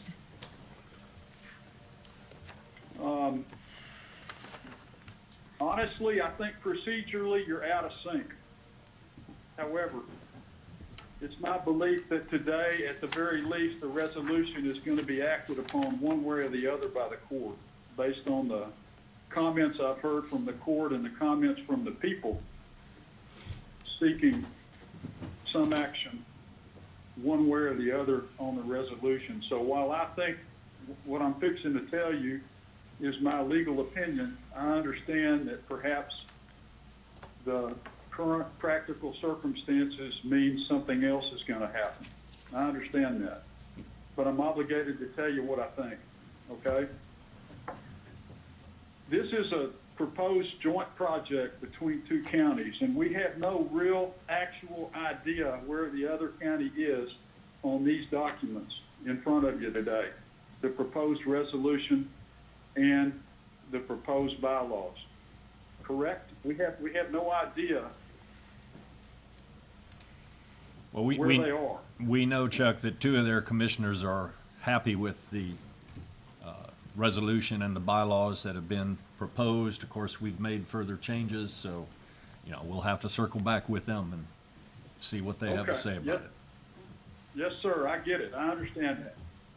And the circling back and the visiting, I certainly understand that. However, that is not how I was trained to approach this legal problem, sir. My training and experience says we start with the statutes first. And then on a joint proposed agreement between two counties, there's a separate set of statutes, not 391 of the local government code, but Chapter 791 of the government code that governs interlocal cooperative agreements between counties, or between counties and municipalities, or between counties and the federal government, or a city and the federal government. And it's a procedural statute that shows how governments in Texas are supposed to do their contract business. Therefore, to approve a 391, I'm just looking at section 1A, all right? The creation of the resolution, the creation and joining of a commission pursuant to Chapter 391, Texas Local Government Code, and so on and so forth. Without a draft, the Chapter 791 interlocal governmental agreement between Kerr County and Kendall County is out of sync. You're talking about a concept in the resolution to form one of these things without the primary organic document. We call it an ILA, Interlocal Governmental Agreement, or IGA. Without that organic document, what are you doing? That's not the way I learned it. No one has mentioned. I thought I saw an agenda item proposed about an interlocal governmental agreement between Kerr County and Kendall County that might have been drafted or prepared for today. It is not in front of you. That is the seminal agreement between the two counties. You can attach bylaws or some other type of operating rules to the ILA, to the Chapter 791 agreement, but it's not in front of you now. In fact, Section 1C of the resolution says the judge or his designee are authorized to take all steps necessary and required, including an interlocal cooperation agreement. Now that, at the bottom of page 1 and the top of page 2, that's talking about the Chapter 791 Government Code Agreement. Okay? So when I say, respectfully, y'all, when I say I think procedurally you're out of step here, out of sync, the organic, the binding document is the agreement between the two counties, and we have no idea at this point where Kendall County is on this stuff, particularly in ILA. Typically, when something like this comes up and two or more governmental entities are involved, there is a draft document that is worked on by representatives of the two governments, in this case, county and a county, separated by an adjoining county line. The staff works on the document, might involve outside counsel, might not. And they work to obtain a consensus between staff of the language on the interlocal governmental agreement, the responding resolution, approving it, and attached documents, exhibits such as bylaws. And you work in, off record about that document and get it to the point where there appears to be a consensus. It can be discussed in meetings, of course, public meetings, but before you vote, you have some reasonable certainty that the other county is going to approve it. That is not what this is, correct? It is not No, an it's- it is not an ILA. It is not, and we have no idea what the other county's gonna do with it. Because there's been no, as I understand it, no real substantive drafting contact back and forth. Again, it's not the way I learned how to do it. However, I hear what's been said today. And I think that practically speaking, the Commissioners Court's going to vote on the resolution this morning. I understand that, Judge Kelly. Commissioner Paces, I understand that. So what I'm telling you is, this is not the way I've been trained to approach this legal matter. However, you feel it's necessary to pass some kind of a resolution that is supportive of the project and which directly answers the word of the people that apparently has been given to you for some months now, but about what they want, and what they want is action. Correct? That is correct. Correct. And Chuck, let me just tell you that Okay. I agree with you. get We it. absolutely need an interlocal agreement. And we will Well, let have me one, talk just to you like we about need to that. have bylaws that both counties are happy with. This whole resolution that we're trying to sign today, it's a first step. We have many additional steps to That bring is back to not- the court. That is not what the document says. It says that this resolution approves the creation and joining of a commission. Okay? That, just read you the papers. Now, what Yeah, I- no, you're right. What I think, well, But what I think this you whole should thing do- is non-binding. You know, we can withdraw at any point in time, and obviously if Kendall County doesn't approve a similar resolution, if they don't approve an ILA, if they don't approve the bylaws, the whole thing falls apart. But we have to start somewhere. Or the changes we made today. Sure. I understand what you're saying. That is not the way, in my practice experience, that it is supposed to go. I understand. But I do not, all I can do is make recommendations. You have the power to tell the people what you're gonna do with a vote. So, to speed up, this resolution that has been revised this morning, if you could go down to the bottom of the first page, see the C where it says the judge or his designee are authorized to take all steps necessary, so on and so forth. That is wrong. I don't want The that in there. judge or a designee has no power to do anything without an affirmative Commissioners Court vote in a public meeting, recorded public vote, okay? It ought to read, the Commissioners Court of Texas is authorized to take all steps necessary and required. You put that in there, I can live with it. You've made a resolution, it states your intent plainly, but it means that you might be coming back. You might be coming back to the drawing board Yes. based on internal revisions and based on the other county's wants and desires and Yep. suggested revisions. I'm Correct? okay with that change. Thank you, Chuck. I mean, you're absolutely right. We Yeah. will be coming back. That was always the intent with bylaws, with anything, is to make sure that this court is on board with the direction that the commission takes. And that's why we're gonna have two commissioners on the commission, two commissioners from this court on the commission to ensure that.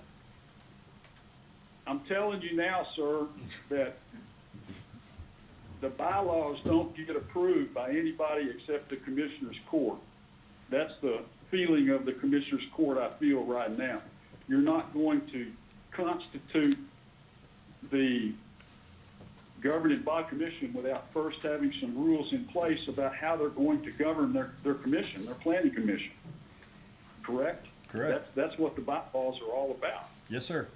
So I have a separate set of concerns about the bylaws. Okay. But Well, if let's you table make those the until we. change at the bottom of the first page on C to say the Commissioner's Court is authorized, that will give the absolute direct word to the people about where you stand. This matter is going forward, subject to being able to make a deal with Kendall County about what the papers say.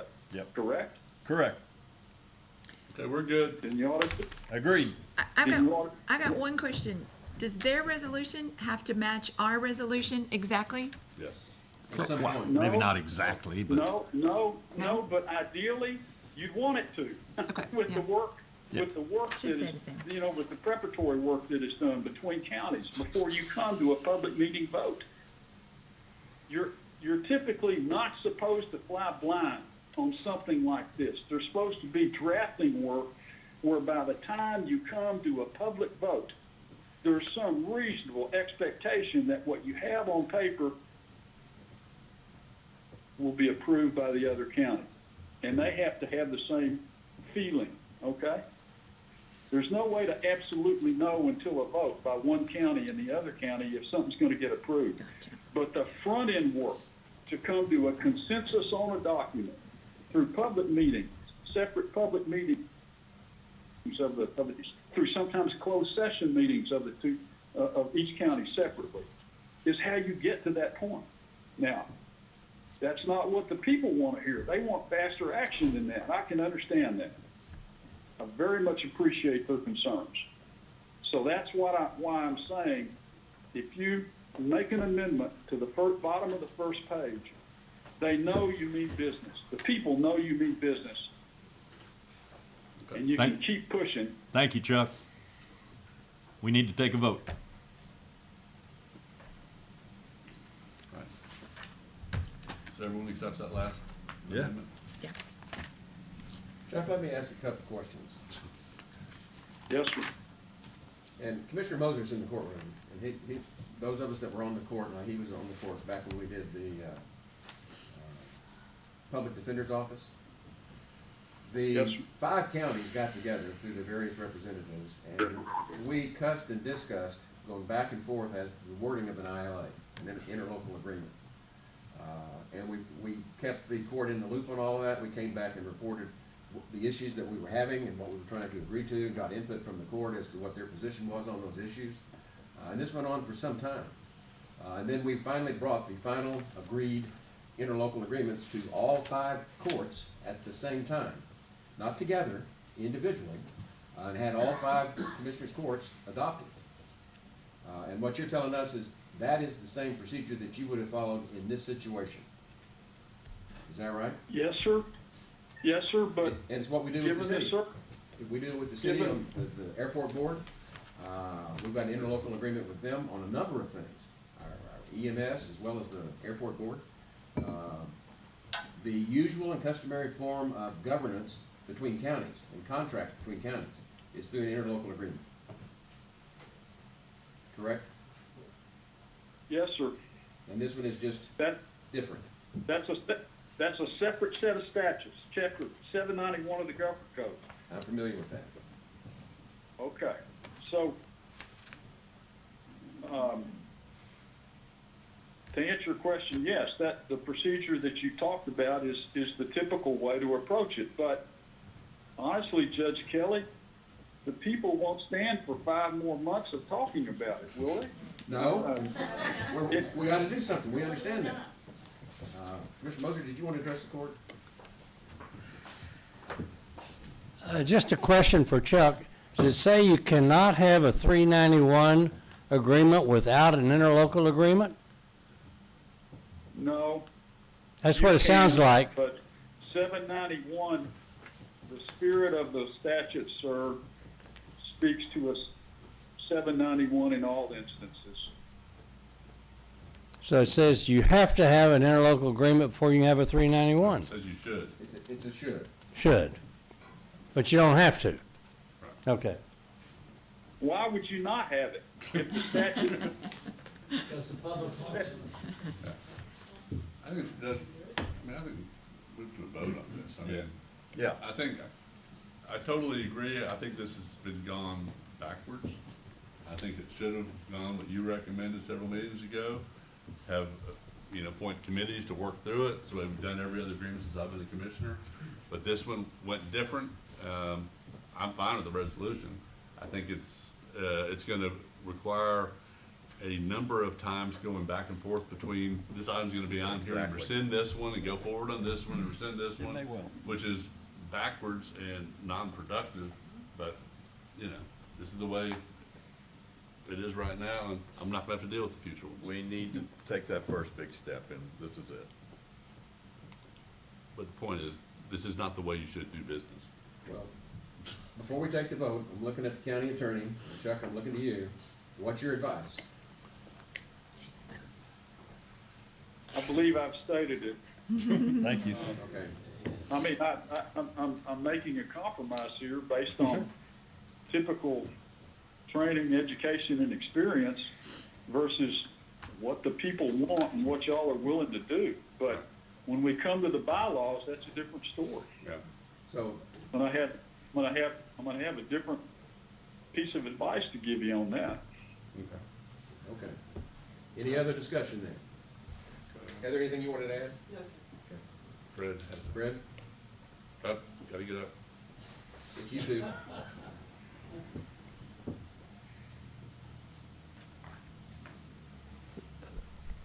Based on what I heard from Chuck, to proceed without a ILA in place is, I believe, and of course Judge Kelly and Heather will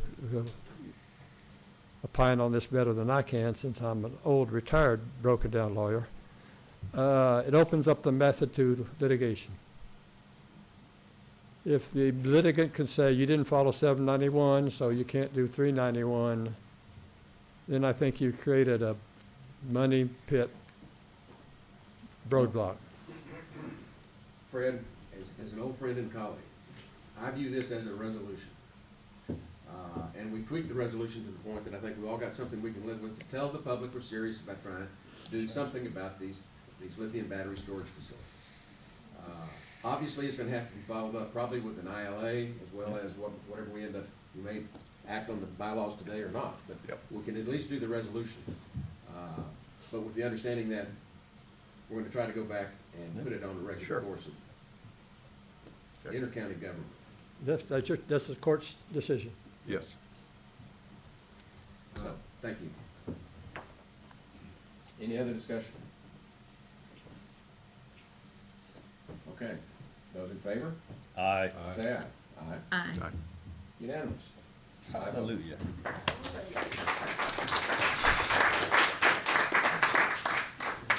And that's with the understanding that we still have work to do. We absolutely do. Sure.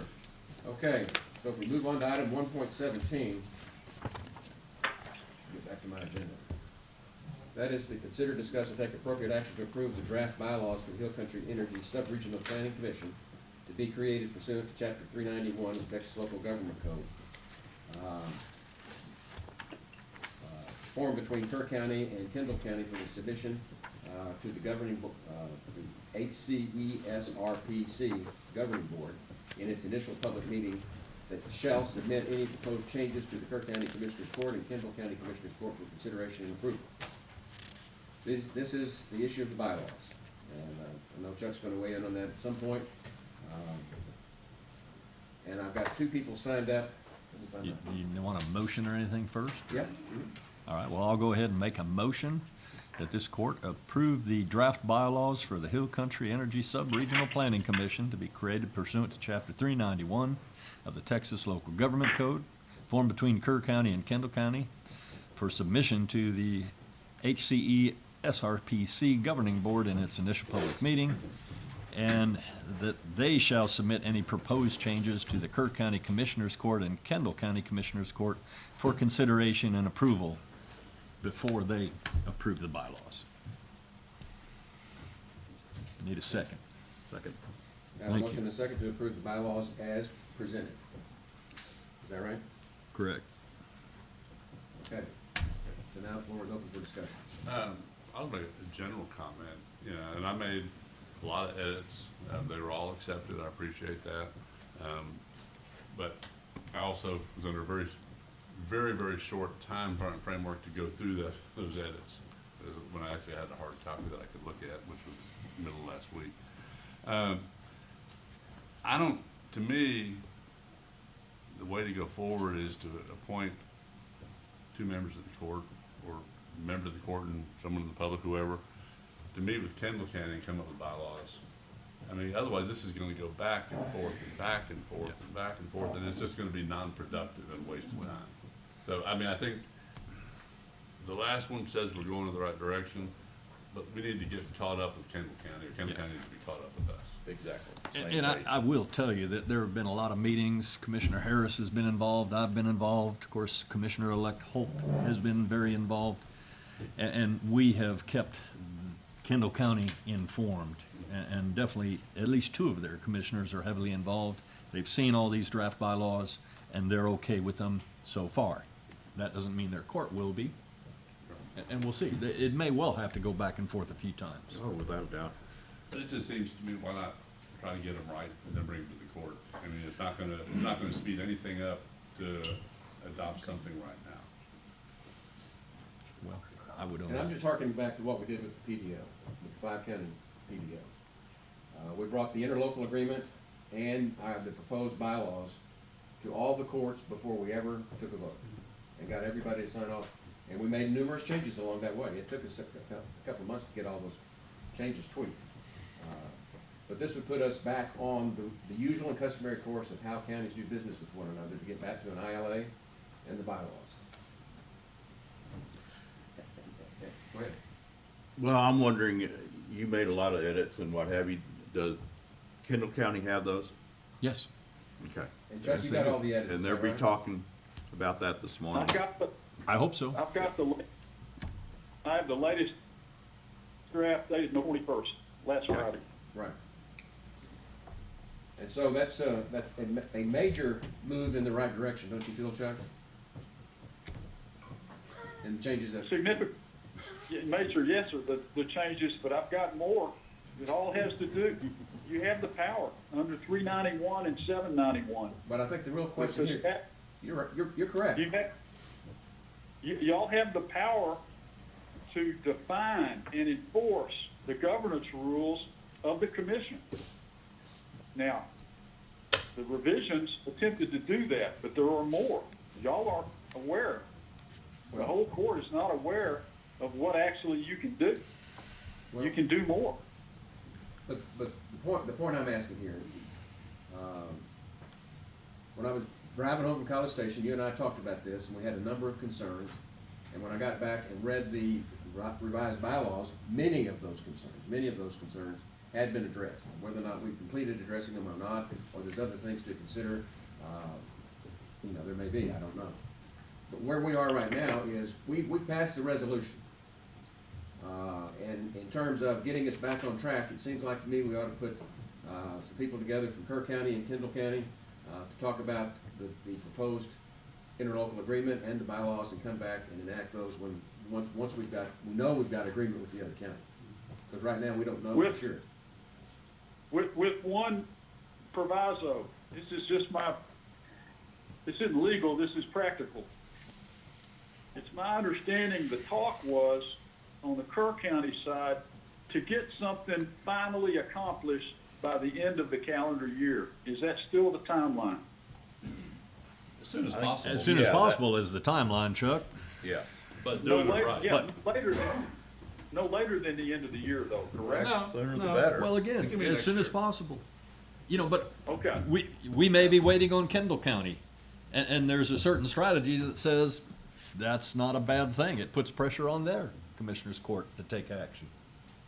No, I would feel that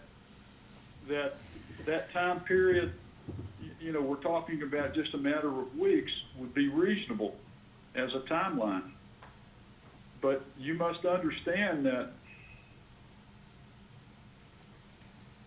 the facility that is the subject of some of this discussion has not acquired land yet, correct?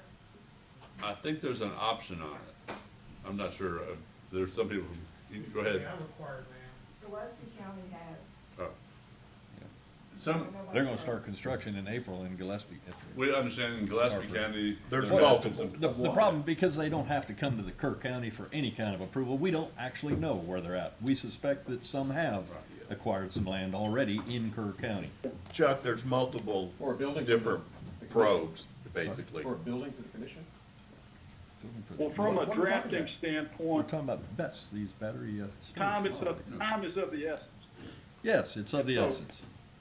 So if it were me, I would say we can get with willing participants on the other side, willing to spend the time on drafting, Kerr County can hit the deadline by end of the year. It may take special meetings, but you can do it. Even with the holidays. Hold on, But Jeff. that takes- Yeah, hold on, Jeff. That takes Bruce all that. Knightsky, Gillespie County. We found out that they acquired land 3 years ago.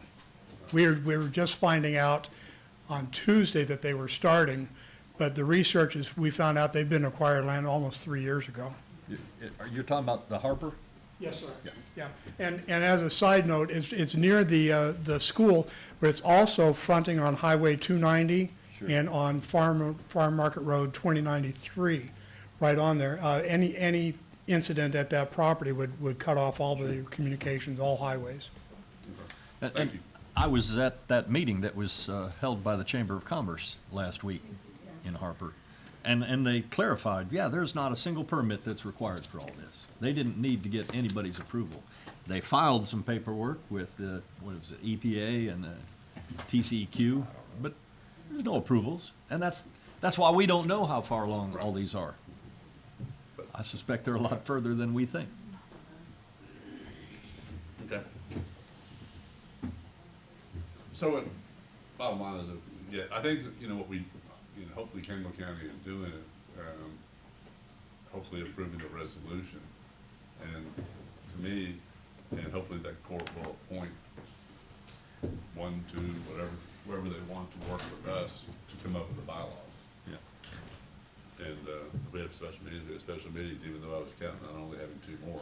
Right. But, I have to. I would be willing to entertain revising the motion to, you know, instead of approving the bylaws, approving the submittal of the draft bylaws for Kendall County's consideration and feedback. Because it's understood that we've got to go back and forth on this a couple times. Heather, time out. I don't think that's the way to do it. And I'm talking about organically, the way you go about doing these things.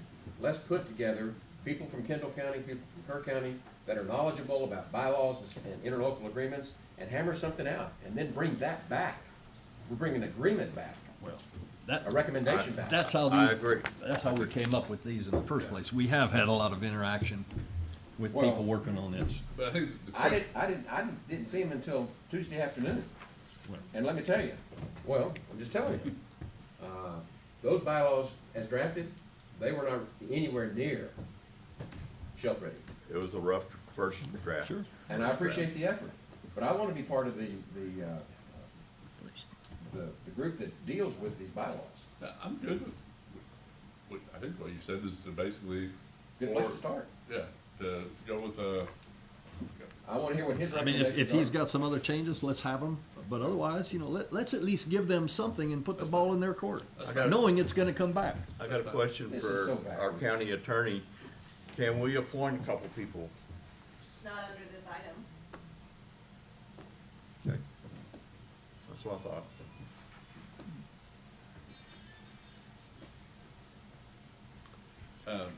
Why don't we hear from Chuck? Chuck, what are your areas of heartburn On the bylaws. on the bylaws? The revised bylaws.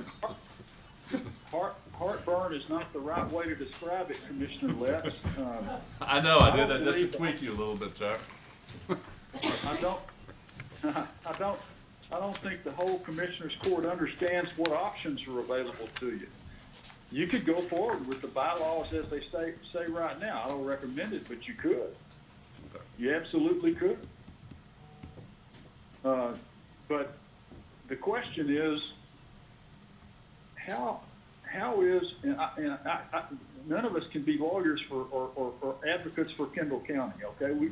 Right now, we're just talking about Kerr County. But you have to understand that a Chapter 391 local government planning commission, or in this case, a sub-regional planning commission, doesn't have the power to enact policy. It will only have the power to study, analyze, and recommend changes to policy. Agreed? Right. Yep. Agreed. All right. So what that means is when the recommendation comes from the commission's governing body to the commissioners' courts of Kerr County and Kendall County, what's going to happen? Are the recommendations going to be followed or not? And so what that boils down to a vote by Kerr County Commissioners Court, 5-person body. A majority, a quorum is 3, a majority is 3. Just doing usual Commissioners Court math. So the question is, when you make the bylaws and you address all of the governance issues that might apply to this commission, this HCESRPC commission and its governing body, the board, the bylaws say board, and then at one point I saw directors mentioned, so it's probably going to be listed as a board of directors of the commission. When a suggestion is made, a recommendation is made by the commission through its board of directors to Kerr County, you're going to have to vote on it as to whether to accept it or reject it.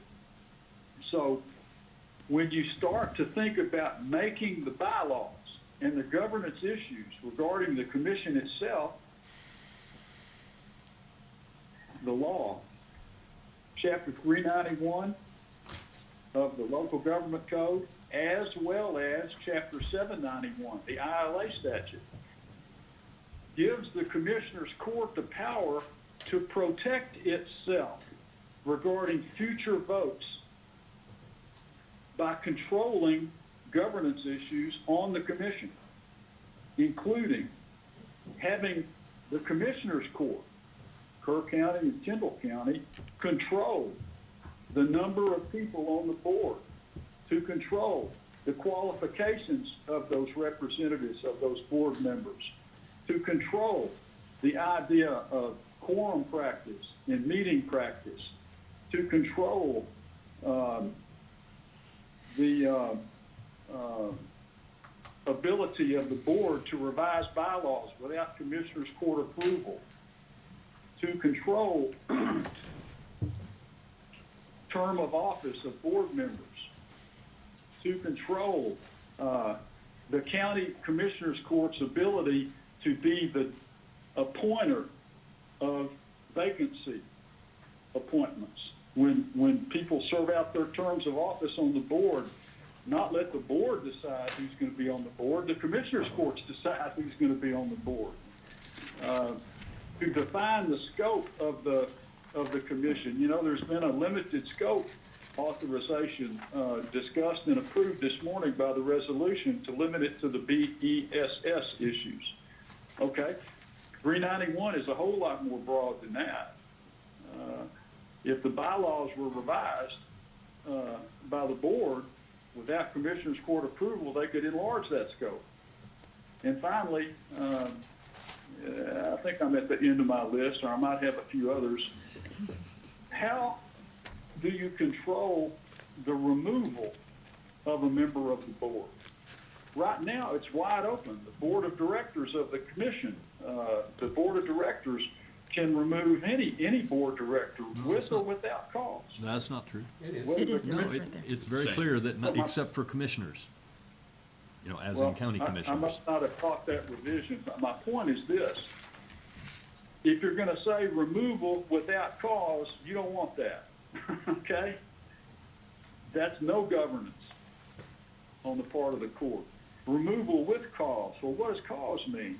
Well, you know, for county officers, you have chapter 87 of the local government code, what we call the removal statute, that statutes that define misconduct.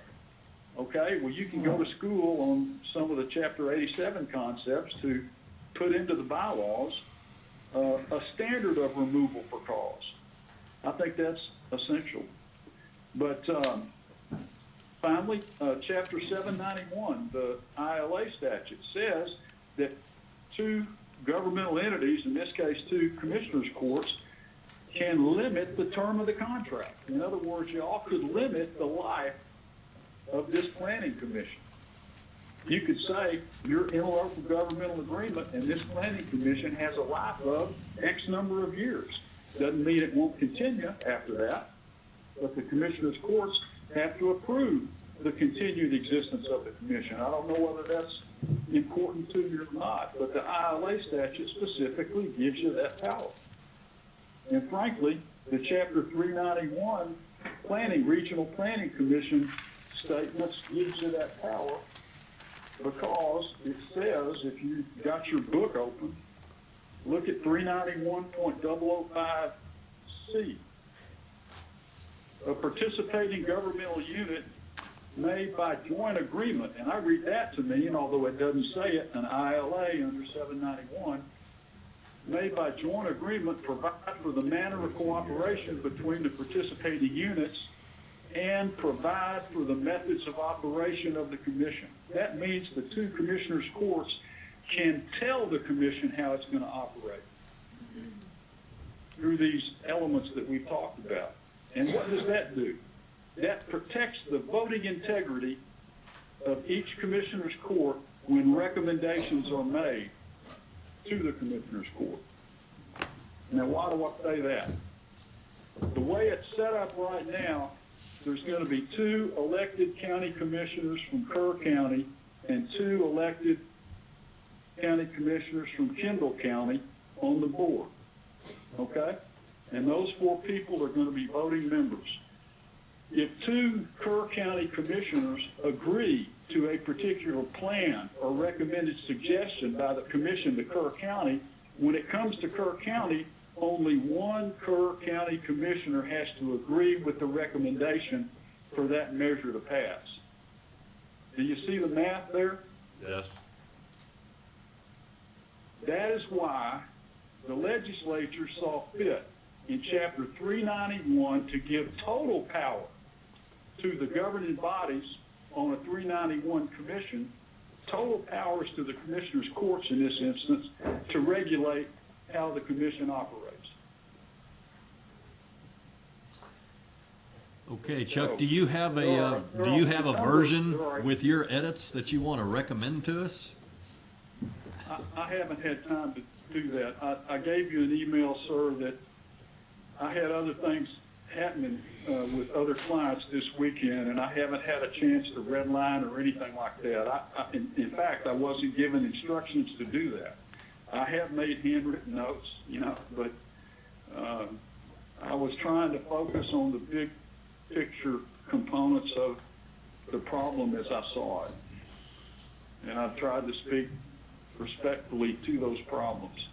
But there are a number of issues that are not mentioned or obliquely mentioned in the bylaws that you might want to consider to strengthen the governing power. Call it a check and a balance by the commissioners' courts on this planning commission that aren't in the document as you see it now. think it's a worthwhile look. I'm willing to wait until our next Commissioners Court meeting to see the specific proposed revisions from outside counsel. I think that's the right thing to do, and I also recommend, hopefully Kendall County doing something today and trying, Get 'em online. hopefully their court, I know you're talking to two commissioners, and I know those Yeah. commissioners, but hopefully their court is authorizing those two commissioners to go do something. Hopefully. And also come back with, agenda item to appoint a couple of members of the court to, work To on. proceed with the ILA, the bylaws, and all of that. Yes. Okay. Okay. I mean, Chuck, are you gonna be able to get us something in, say, a week's time? Well, the next Commissioners Court meeting is 2 weeks. Well, I know, but there's a process to run it past Kendall too, so we can't wait until right the last minute, you know. He's got Who is handwritten Kendall notes. using for their lawyer? I don't know. We have no idea. They have a general counsel, but I'm not sure that they're using a general counsel for this. So I don't know. Is Mr. Byfield's firm engaged by Kendall County? we don't know. I mean, they're taking advice from him. The nice thing about Mr. Byfield is his advice is free. Yeah, There have been issues over there. There's been issues over that in the past. just telling you what he's offered us. Did Kerr County sign an engagement position with No. Mr. No. Byfield's No. firm? No. No. Then how can they bill you when there's no contract? They're not gonna bill They're not us. billing us. They don't represent us. You represent us. Okay. Oh, well, what, about, I can move as fast as I am asked to.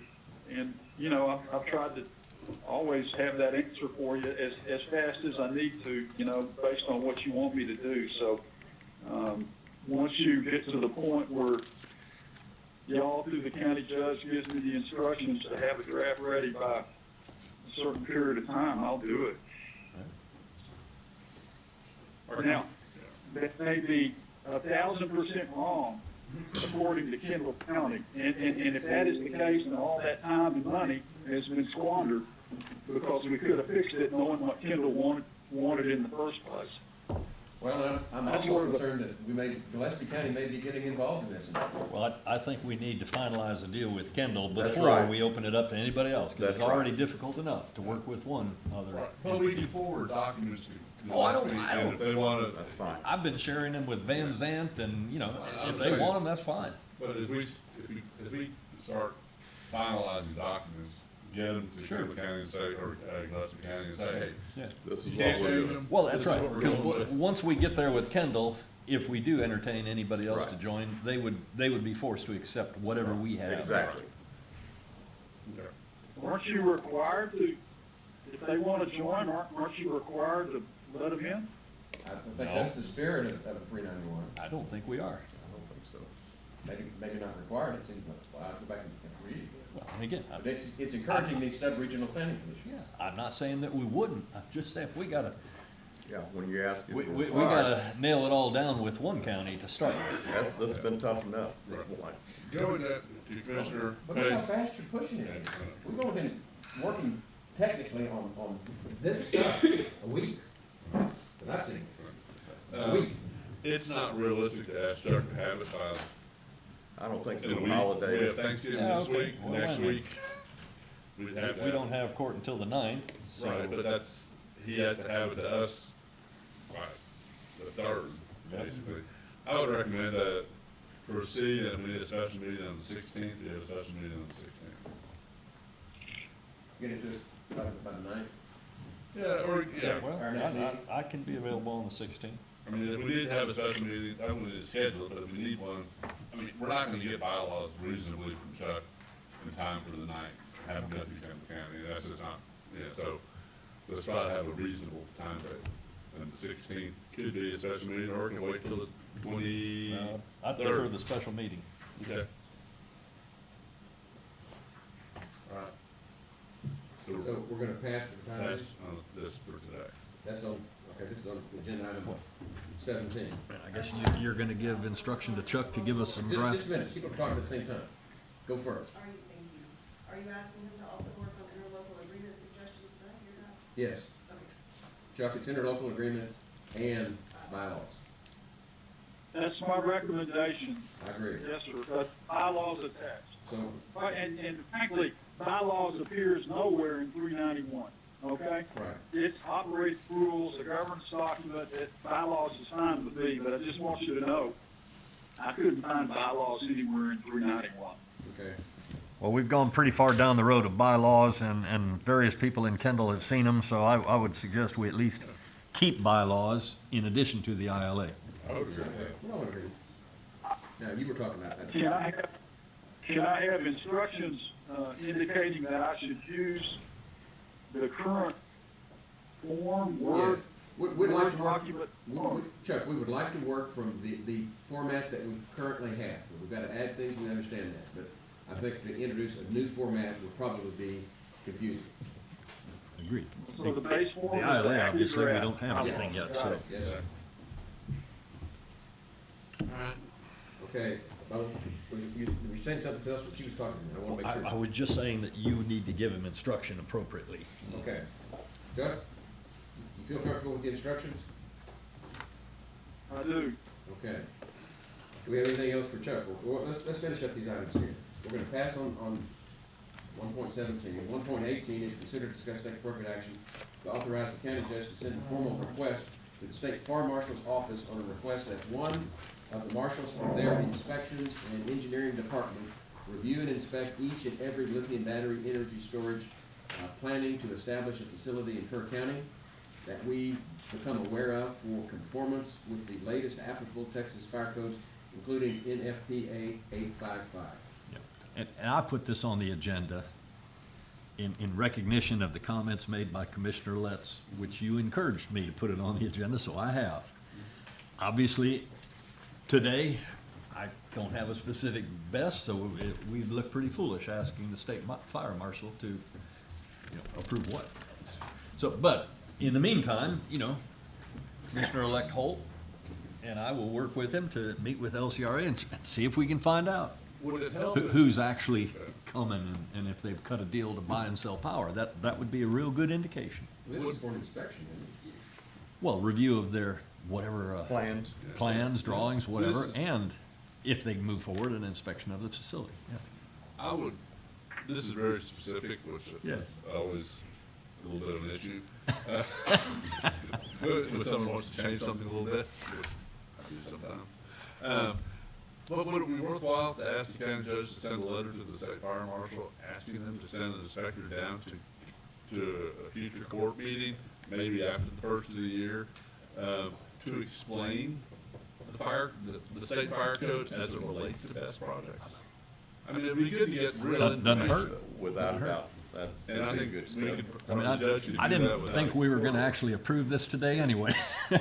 So I put it on to honor what you asked for and to show you what it might look like, but until we actually get some information on who's coming, What role they might have. but that would be fine. And that's certainly what we would do within the Sub-Regional Planning Commission, is to have the state fire marshal with a seat at the table. But anyway, But if you wanted to send a letter making that request for a future meeting after the first of the year, you can do that without a court's action today. there you go. So you can pass on this item since there's no. I think the sooner we get them involved, the better. That's fine. Good. I mean, I agree. And we know each side's role. I've talked to one of their individuals, and they were very cooperative, so he was. It'd be good. okay. Okay. No action on that, we pass on that. 2018. And Chuck, I think that's all we have for you. Yes, sir. So with that, you may be excused. Thank you. Thank you. Okay, 1.19, consider, discuss, and take appropriate action to reappoint Chris Hughes and Bill Aycock to the ESD number 1 board. An easy one, how about that? I move for approval. These two guys have done outstanding work for ESD number 1, and I move for approval of reappointing them. I'll second. Got a motion and a second. All those in favor say aye. Aye. Against? Unanimous. Of course. 1.20, consider, discuss, and take appropriate action to rescind court orders number 37057, creating the Kerr County Animal Services Advisory Committee, and 37058, the Kerr County Animal Services Advisory Committee initial task. Mr. Levis. This goes hand in hand with the next agenda item, really, but this is to cancel the previous way, because one of the representatives was appointed by the city of Kerrville, and that was when we had an agreement with the city of Kerrville, at the library, animal control, and lots of things. This is kind of a cleanup, and the next item will reestablish the committee under slightly different parameters. So I'll make a motion that we rescind court orders 37057 and 37058. Second. Got a motion and a second to rescind the court orders as enumerated. Any discussion? Those in favor say aye. Aye. Opposed? Unanimous. 1.21, consider, discuss, and take appropriate action to adopt new guidelines for the Kerr County Animal Services Advisory Committee. Sorry everyone got this a little bit late, but they received it this morning. The changes are, one, there's a representative from the public, which I recommend be KPA representative, but it doesn't specify that, and it says that all members shall be appointed by the Commissioners Court.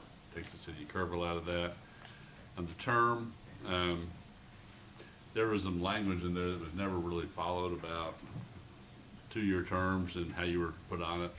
I just changed that to said, doesn't make sense. The commissioner and director of animal services is just on the committee always, and the other members, 2 of them, the licensed veterinarian and the public member, terms expired even number of years, and the animal shelter an odd number of years, just to make it simple.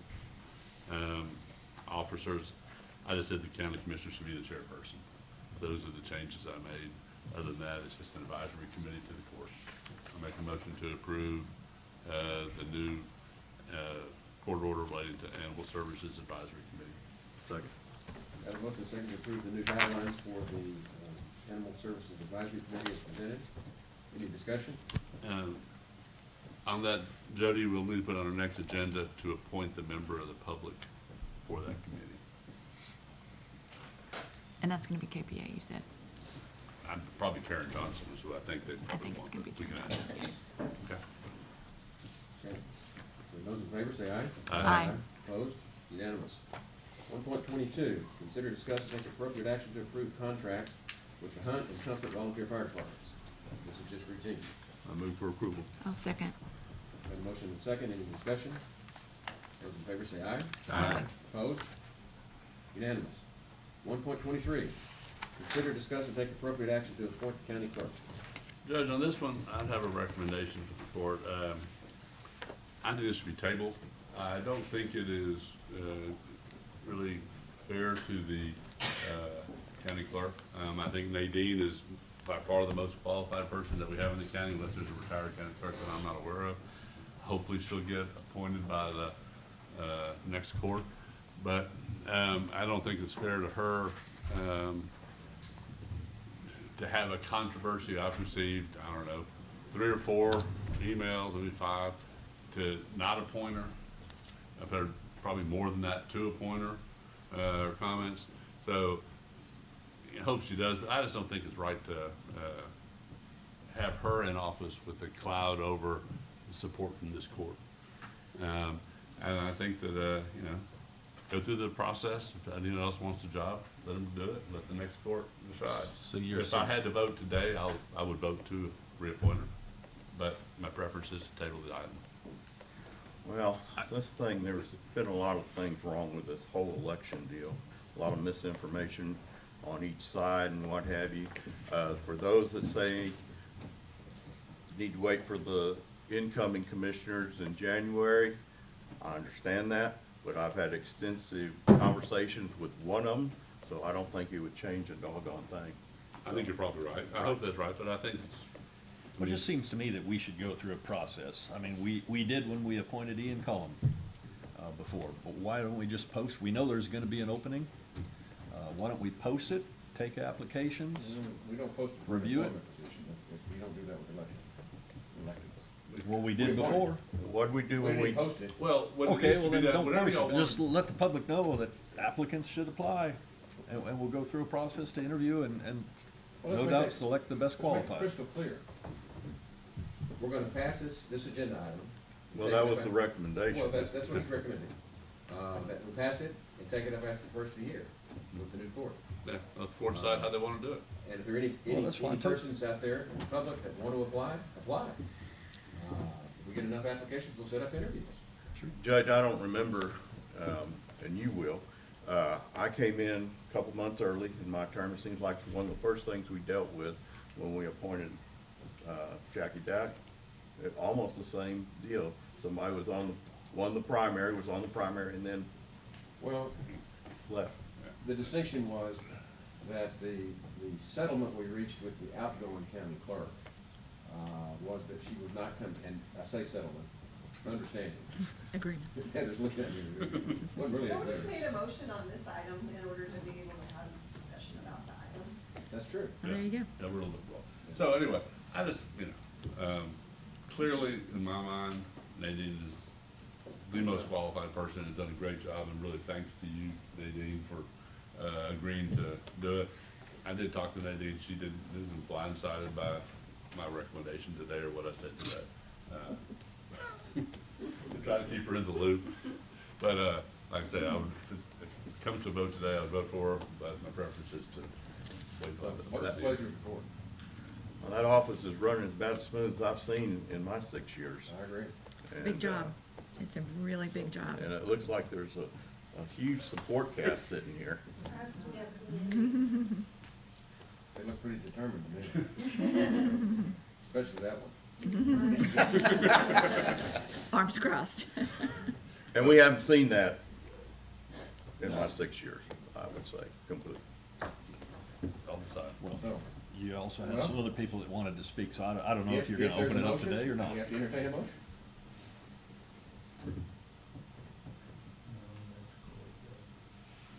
Go for it. I'll make a motion to appoint Nadine Alford to the county clerk. Can't do that. We appreciate the thought. I'll second that. Got a motion to second, to appoint Nadine to fill the unexpired, to fill the vacancy left by Ian's resignation. Discussion? Yeah, one reason, there wouldn't be any bobbles after the first year. My understanding, that person would get sworn in January 1 with everybody else, correct? Right. And so there wouldn't be any transition there. And so the public understands, she would have to stand election at the next general election, which would be 2 years. Okay, Well, again, I think we should Yeah. follow the recommendation of Commissioner Letts and put this off. The new court with 2 new commissioners can take a view on it. And I do think we should open it up for other applicants. You don't know who else is out there that we should at least consider. any other discussion? let's- We've got the public who wants to talk to us. Well, I guess you need to hear from the public. Okay, the first on the list is Nikki Kanes. Good afternoon once again. I'm here to follow through or follow up on a comment or a request that I made at the last Commissioners Court where I asked if there was a procedure or a code or some kind of protocol that you all were to follow. I did follow it up with a public information request, and much to my, much to my surprise, hang on, phooey. I received information, or I should say I'm sorry, it just got lost. I received a response, and it says, in response after a diligent search, there are no records responsive to your request. I responded and asked for some kind of clarification, like is there not a local or a state code? And his response back to me was, I am sorry, but I am a government attorney and cannot provide you with any legal advice. I can only suggest that you consult with a private attorney of your choice to advise you. I hope I'm not the only voter here in Kerrville that was confused as to why I should have to consult an attorney. And to me, this acts as a deterrent to any voter who is asking for information. I did learn that there is a state, which he did not refer me to, there is a state code that governs local and government agencies. It is 87.041. And what I learned was for me, it was more of a basic outline. It did not give any term or time frame for what I was actually asking. So, with that said, on May 6th, both our county attorney and you, Judge Kelly, when you appointed Nadine for this specific term, both of you made specific mention that it was for her to fulfill the term until the end of December. That is what the voters in Kerr County heard and what they expected to happen. And with the unethical and dishonest behavior of Ian Collum and how he handled, or he did not handle, this office for the election, I am going to ask that you honor your words, the term of office that she was appointed to, and that you do, as Commissioner Pace has said, please open it up to the public. What's it going to hurt? We're talking a few weeks. With the holidays, it might make it even more difficult. But if there are any applicants that would like to apply, I would appreciate that you go ahead and open it up for other people's consideration. Thank you.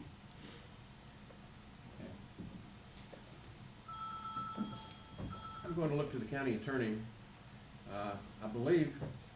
I think you quoted me correctly, I did. but I think I found out from my county attorney that the law is a little bit different than what I thought it was. It's different from what she said as well, because I actually quoted her as well from that May 6th meeting. Well, the law is the law. Well, I'm just going on what the public was told and what the public believes was going to happen. The facts were different at the May 6th meeting. The election where Ian just won had not happened yet, so the facts were a little bit different. Okay. She is appointed Well, but to just to fulfill this clarify. unexpired term. Yes. Clarify that,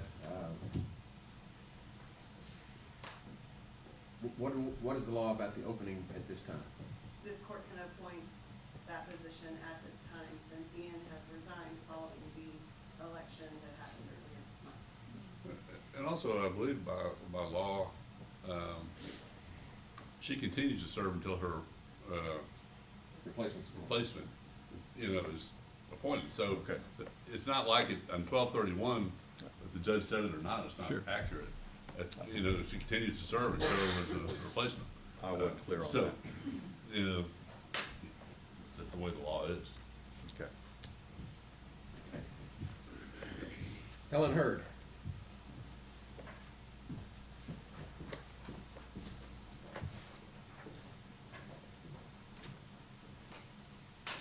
Thank you, Judge and Commissioners. I'm Helen Hurd, Chair of the Kerr County Republican Party. I'm going to refer to an article or a letter to the editor in the Kerrville Daily Times written by Jacob Wilnitz on Thursday, November 21st. He spoke for the community when he said that this situation, where Ian Cullum stayed on the ballot and then immediately resigned after being elected, made a mockery of our local election process. This travesty actually began on May 1st of this year after this court accepted Mr. Cullum's resignation as county clerk, yet he remained on the general election ballot, very likely knowing that he had no intention to take the job. Clearly, this was a case of election interference. Mr. Cullum's refusal to remove his name from the November ballot after he had just resigned from the position prevented the Kerr County Republican Party from serving our community by vetting and proposing someone else. We can only speculate on the reason for this interference, but we know the result. The right of Kerr County voters to have a viable candidate on the general ballot for county clerk was stolen. This is outrageous and simply unacceptable gamesmanship. The county clerk serves as the chief elections officer, and we deserve to have a Republican candidate who is backed by the Kerr County Republican Party and who intended to fulfill his obligation to serve the community if elected. Now, this court wants to double down on this election interference by immediately filling the vacancy created by Mr. Cullum's second letter of resignation, dated November 8th, just 3 days after being elected. Our democratic process is designed to ensure that elected officials, like county clerks, are directly accountable to the voters and not influenced or pressured by the local government's executive branch. This is essential for promoting election integrity and public trust. The current clerk was appointed to fill the office until the expiration of Mr. Cullum's term, which would be December 31st. Today is November 25th, a mere 36 days until the new Commissioners Court takes office in January, a court that was duly elected by the people of this community. We deserve to know what exactly is the rush. There is ample time to post the vacancy, conduct interviews with interested parties, and have the newly elected Commissioners Court select the best candidate for the job. It is too late to undo the mess that Mr. Cullum created, but it is not too late to allow the democratic process to unfold as it should. This would show Kerr County voters that this court does not govern by edict, but respects our right to have our elected officials conduct the business they were entrusted to conduct. Thank you.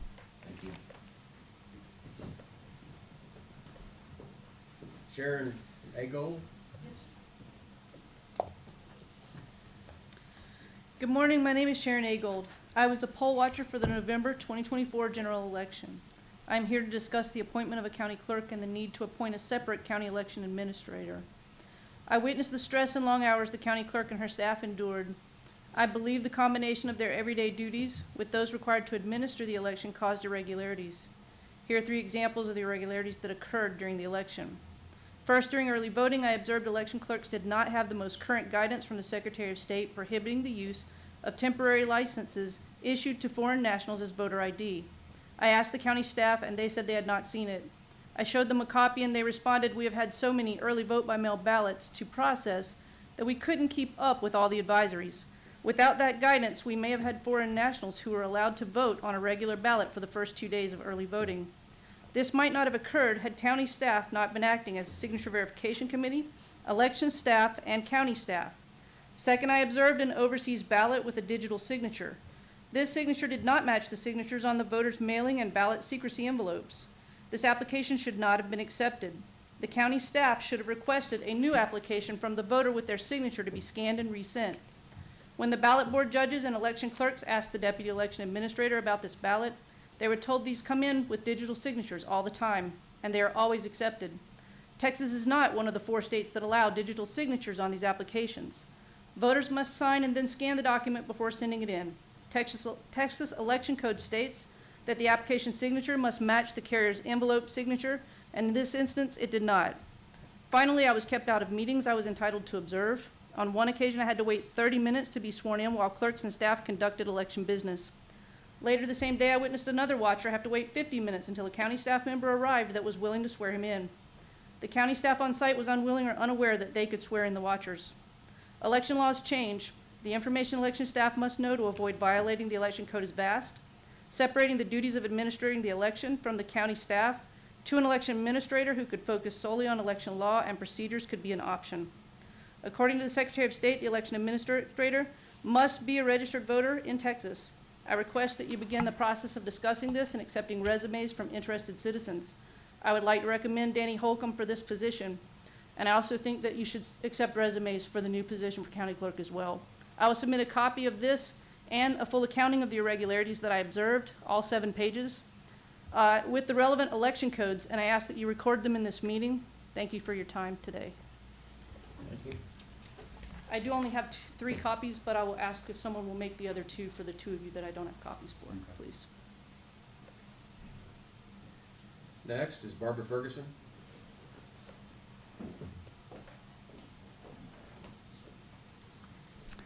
Court, Barbara Ferguson, Dry Hollow Drive. I'm speaking today to encourage you, the county commissioners, to take at least 60 days to accept applications before making a hasty appointment to the office of Kerr County Clerk.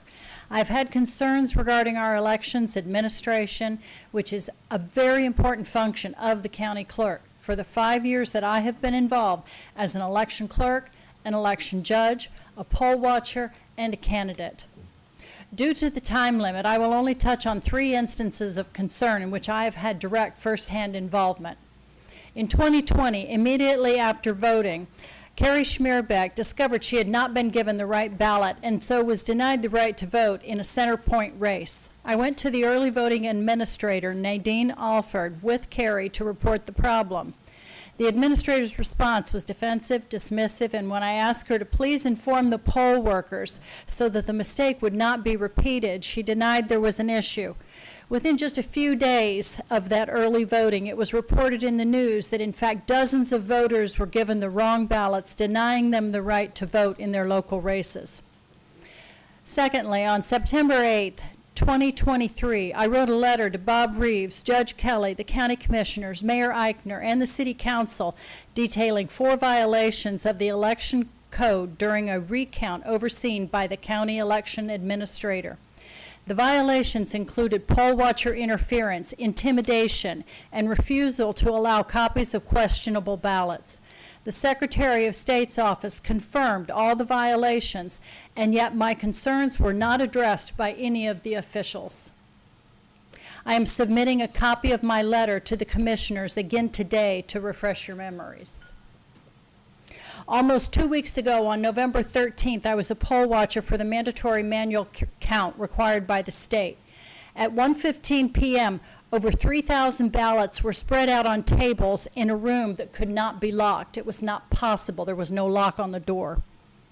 I volunteered to stay at the counting location with the deputy elections administrator to guard the unlocked ballots while the counters took a well-deserved lunch break. Within 10 to 20 minutes, the building had cleared out, and I found myself alone. I did not see or hear another person for at least 20 minutes. I was alone with over 3,000 unsecured ballots laying out on tables. This is a gross break in the chain of custody, which is vital to any secure election. After those 20 minutes, another poll watcher, Christina Pugh, entered the unlocked building. Not only was I there alone, they left me with the door unlocked and nobody else there. She arrived for her afternoon shift. Finding that I was alone, she stayed with me for another 15 to 20 minutes until finally the county staff returned. I will be filing a report with the Secretary of State regarding this breach. The lack of adherence to state law and the apparent unwillingness to correct issues when they are brought to the attention of staff and elected officials is jeopardizing the integrity of our elections. We can do better, and I encourage you today to please proceed with caution. Do what will help restore integrity. Thank you. And I have copies for all of you. Christine Pugh.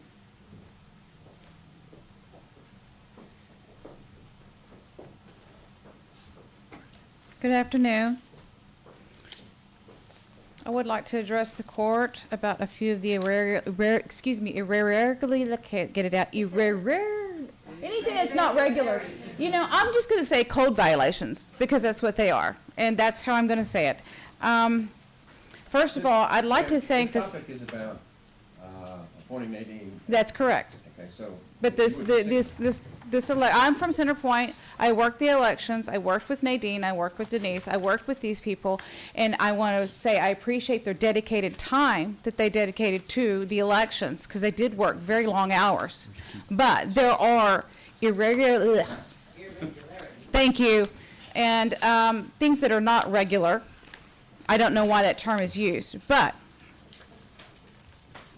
I would like to go ahead and start with the standard operation procedure for the early voting ballot board. It was my understanding that we were going to have access to digital data.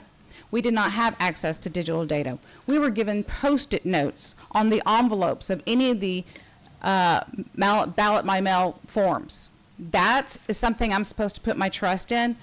That's not actually what I had learned and what I was taught when I went to the training, and also when I did my certification through lessons. That is just one. The other, and there are many, but the other one, and this is where I feel also that the staff is overworked, and I agree with Sharon that there needs to be more applicants to apply for the position for elections and also for clerk, because there is so much going on that one person and a few people just cannot oversee everything. So the other incidents that I'm going to speak of was cell phone devices. There was many cell phone devices that were hanging around with clerks, not with poll watchers, with clerks, and also another person that stayed in the building for more than 30 minutes. They had a good conversation with the clerks, as a matter of fact. This was in early voting. This was at the Ag Barn. Those phones are specifically, I've put the codes in here and I'll hand you guys a copy. Those are specifically devices that are not allowed to be in the building unless it's somebody like Nadine. She's allowed to have that if it's regarding to elections and her work with elections. Those things were addressed with Nadine, and she continued to work on her election. I did not write all of it down, but she was continuing to work. She did not address the people that had cell phones. She only addressed one gentleman that had a cell phone by the scanners. He sat there next to the scanners for at least 10 minutes with his cell phone. Those are items that are compromising the system. Those are integrity issues for elections. So the other third thing, and there's, again, these are just three things I want to cover because there's so much to discuss. But, you know, we have other issues that, you know, Sharon and I showed up to the recount. We were late. They started recounting 21 minutes into it. One of us showed up. Then about an hour later, I showed up. We did not know. We did not have personal notification as stated per code, election codes. We needed personal notification. The reason she found out is because the notice was posted here at the courthouse. Well, not many people are going to drive across the county to come look to see if there's a notification for a recount. That was a hand recount that was done. And there was no one there to watch for 21 minutes in that situation. There are many instances I could go over. Mishandling. Your time is up. Okay. Thank you very much. All right, well, I've made you guys a copy. Thank you. Rochelle Lyon. Pardon? I think she left. Okay. Sarah Stewart.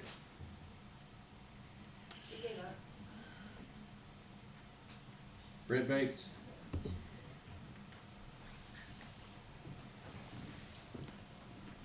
Brent Bates, 434 Forest Ridge. I know I promised that I was going to leave and go after the city, but I've been kind of drafted to read a letter from Jacob Wellnitz, who was not able to be here. Dear board members of the Kerr County Commissioners, the choice before the court regarding agenda item 1.23 for November 25th titled Consider, Discuss, and Take Appropriate Action to Appoint County Clerk is clear. 1, appoint Danny Holcomb, the voters' undeniable second choice for County Clerk, who earned over 4,000 write-in votes from engaged Kerr County citizens. Or 2, defer the decision until January when the newly elected County Commissioner Court representing the will of the voters can conduct a transparent and fair process. Anything less would be a blatant dismissal of the trust placed in this court by the very people you serve, people who are your neighbors, friends, and watching your actions closely.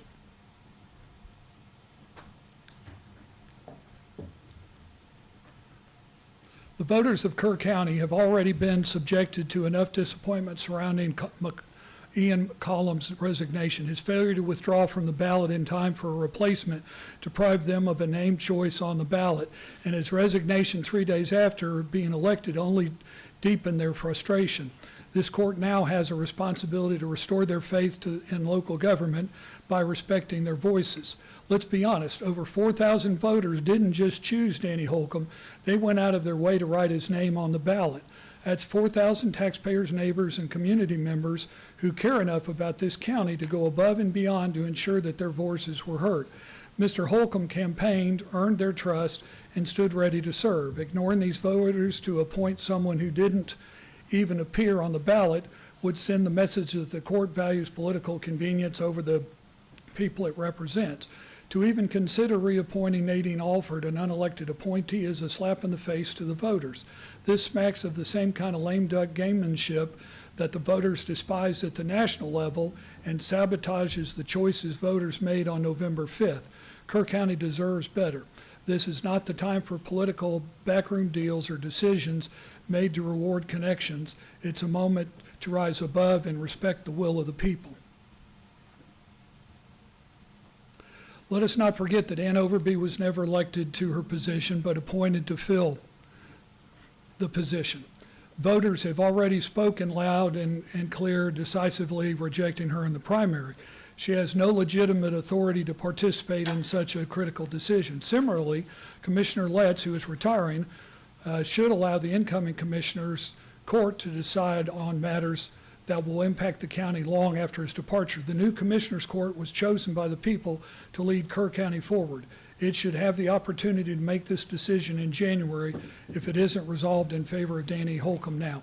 This court has only two legitimate choices to make: appoint Danny Holcomb now, reflecting the clear will of over 4,000 engaged voters and restoring their trust, or postpone the decision till January when the newly elected county commissioners can vote on the matter fairly and transparently. The voter of Kerr County deserve representation, respect, and confidence in the local government. The same voters, your neighbors, your constituents, your friends, are all watching. Dismissing their voice would not only tarnish the reputation of the court, but it would undermine the principles of their voting. Almost through. I deeply regret that I cannot deliver this message in person, and look forward to each one of you in the eye as I say it. As a taxpayer, I must be at work while this proceeding takes place. I hope now you'll consider the many other people and serve in the same position, working hard to support their families while trusting you to make decisions that reflect their voices and value. This isn't just another decision, it's a defining moment. The voters will remember what you do. Sincerely, Jacob Wellnitz. And if you rework this in YouTube, make sure that you put down something that I'm not Jacob Wellnitz. Anyway, thank you. Anna Keller.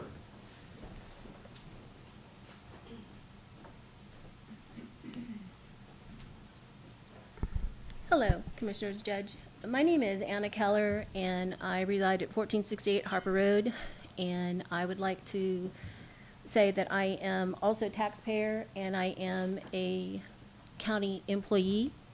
I have been with Kerr County for the last 22 years, and although I've sat and have listened to and take into consideration and appreciate your concerns concerning the election and what you saw were indiscretions. I appreciate that. But I have worked in the county's clerk's office for the last 20 years.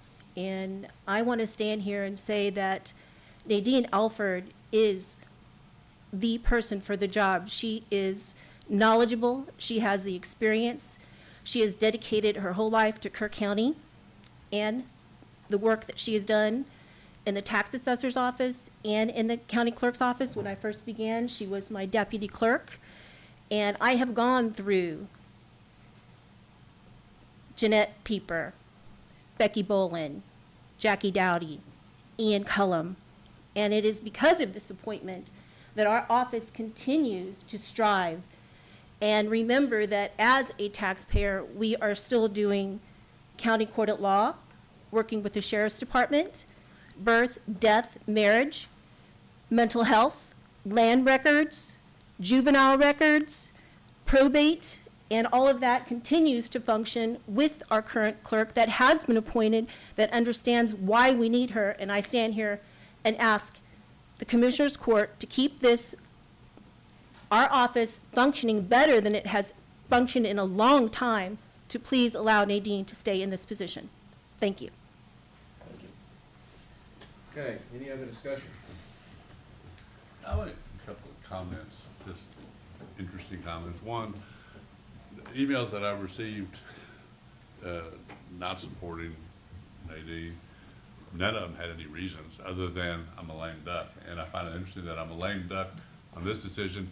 However, by God, I better vote for a 391 right now before I get out of office. And that's got a lot more, that's a long-term thing issue. So I find that interesting that it's selective things that where I'm a lame duck. And I will remind the public that I was elected to serve until my replacement is in office, which will be January 1st, and I will continue to serve until January 1st. That's it. Any other conversation? Okay, we have a motion and a second to appoint Nadine as the county clerk. Those in favor say aye. Aye. Aye. Opposed? Aye. 4-1. Okay, with that, we'll move on to the approval agenda. 2.1 is budget amendments. I don't know about anybody else, I gotta have a quick break. Yeah, I could use one. Let's take a short break. 5 minutes is good. Thank you. For me?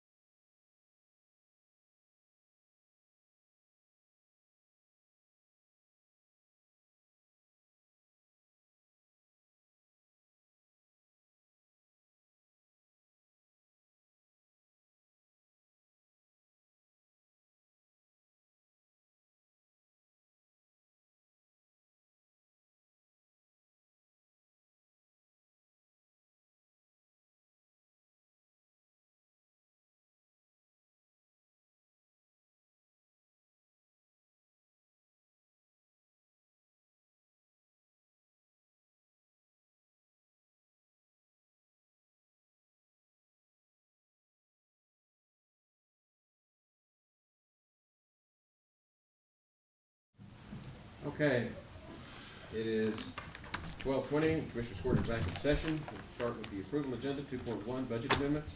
There are not any. Pay bills, Yes, invoices for today's consideration amount to $910,614.31. I move for approval. I'll second. we have a motion and a second to approve the bills, paying the bills as presented. Any discussion? Those in favor say aye. Aye. Opposed? Carries. 2.3, late bills. Yes, late bills for today's consideration, $43,885.81. Move for approval. Second. Got a motion and a second to approve the late bills as presented. Any discussion? Those in favor say aye. Aye. Opposed? Motion carries. 2.4, auditor reports. There are not any. Thank you. 2.5 is accept monthly reports. Yes, for October 2024, Environmental Health, OSSF, Director Ashley Batters. Environmental Health and Animal Services, Director Reagan Gibbons. Justice of the Peace, Precinct 4, William Ragsdale. I move for approval. I'll second. We've got a motion and a second to approve the court orders as presented. Any discussion? Those in favor say aye. Aye. Those opposed? Motion carries. Moving on to the information agenda. Court orders real quick. Court Oh, orders. court orders, I thought. Those were monthly What's reports. Court orders, we have our, from November 12th, 40958 through 40982, and from the 18th of November, 40983. I move for approval of Second. all court orders. Got a motion and a second to approve the court orders as presented. Any discussion? Those in favor say aye. Aye. Opposed? Carries. Information agenda. 3.1, any reports from department heads? I think we have one in here. We can run them all off. Corey's in there, but I think he's good. 3.2, reports from elected officials. We've got more elected officials than we have department heads. That's rare. Kind of odd today, yeah. 3.3, liaison commissioners. I have a liaison commissioner. I'll have one quick comment. I'm really one of the two commissioner-elects, but I'll make it anyway. If there's some issues with the elections department, I would recommend that the future court, when the budget comes, look at correct staffing of that department, and some of those issues may not happen. I agree. Exactly. But no one here to listen. I heard you. Do we have anything for executive session? Yes, sir. Okay. So it is now 12:23. We're going to adjourn into executive session.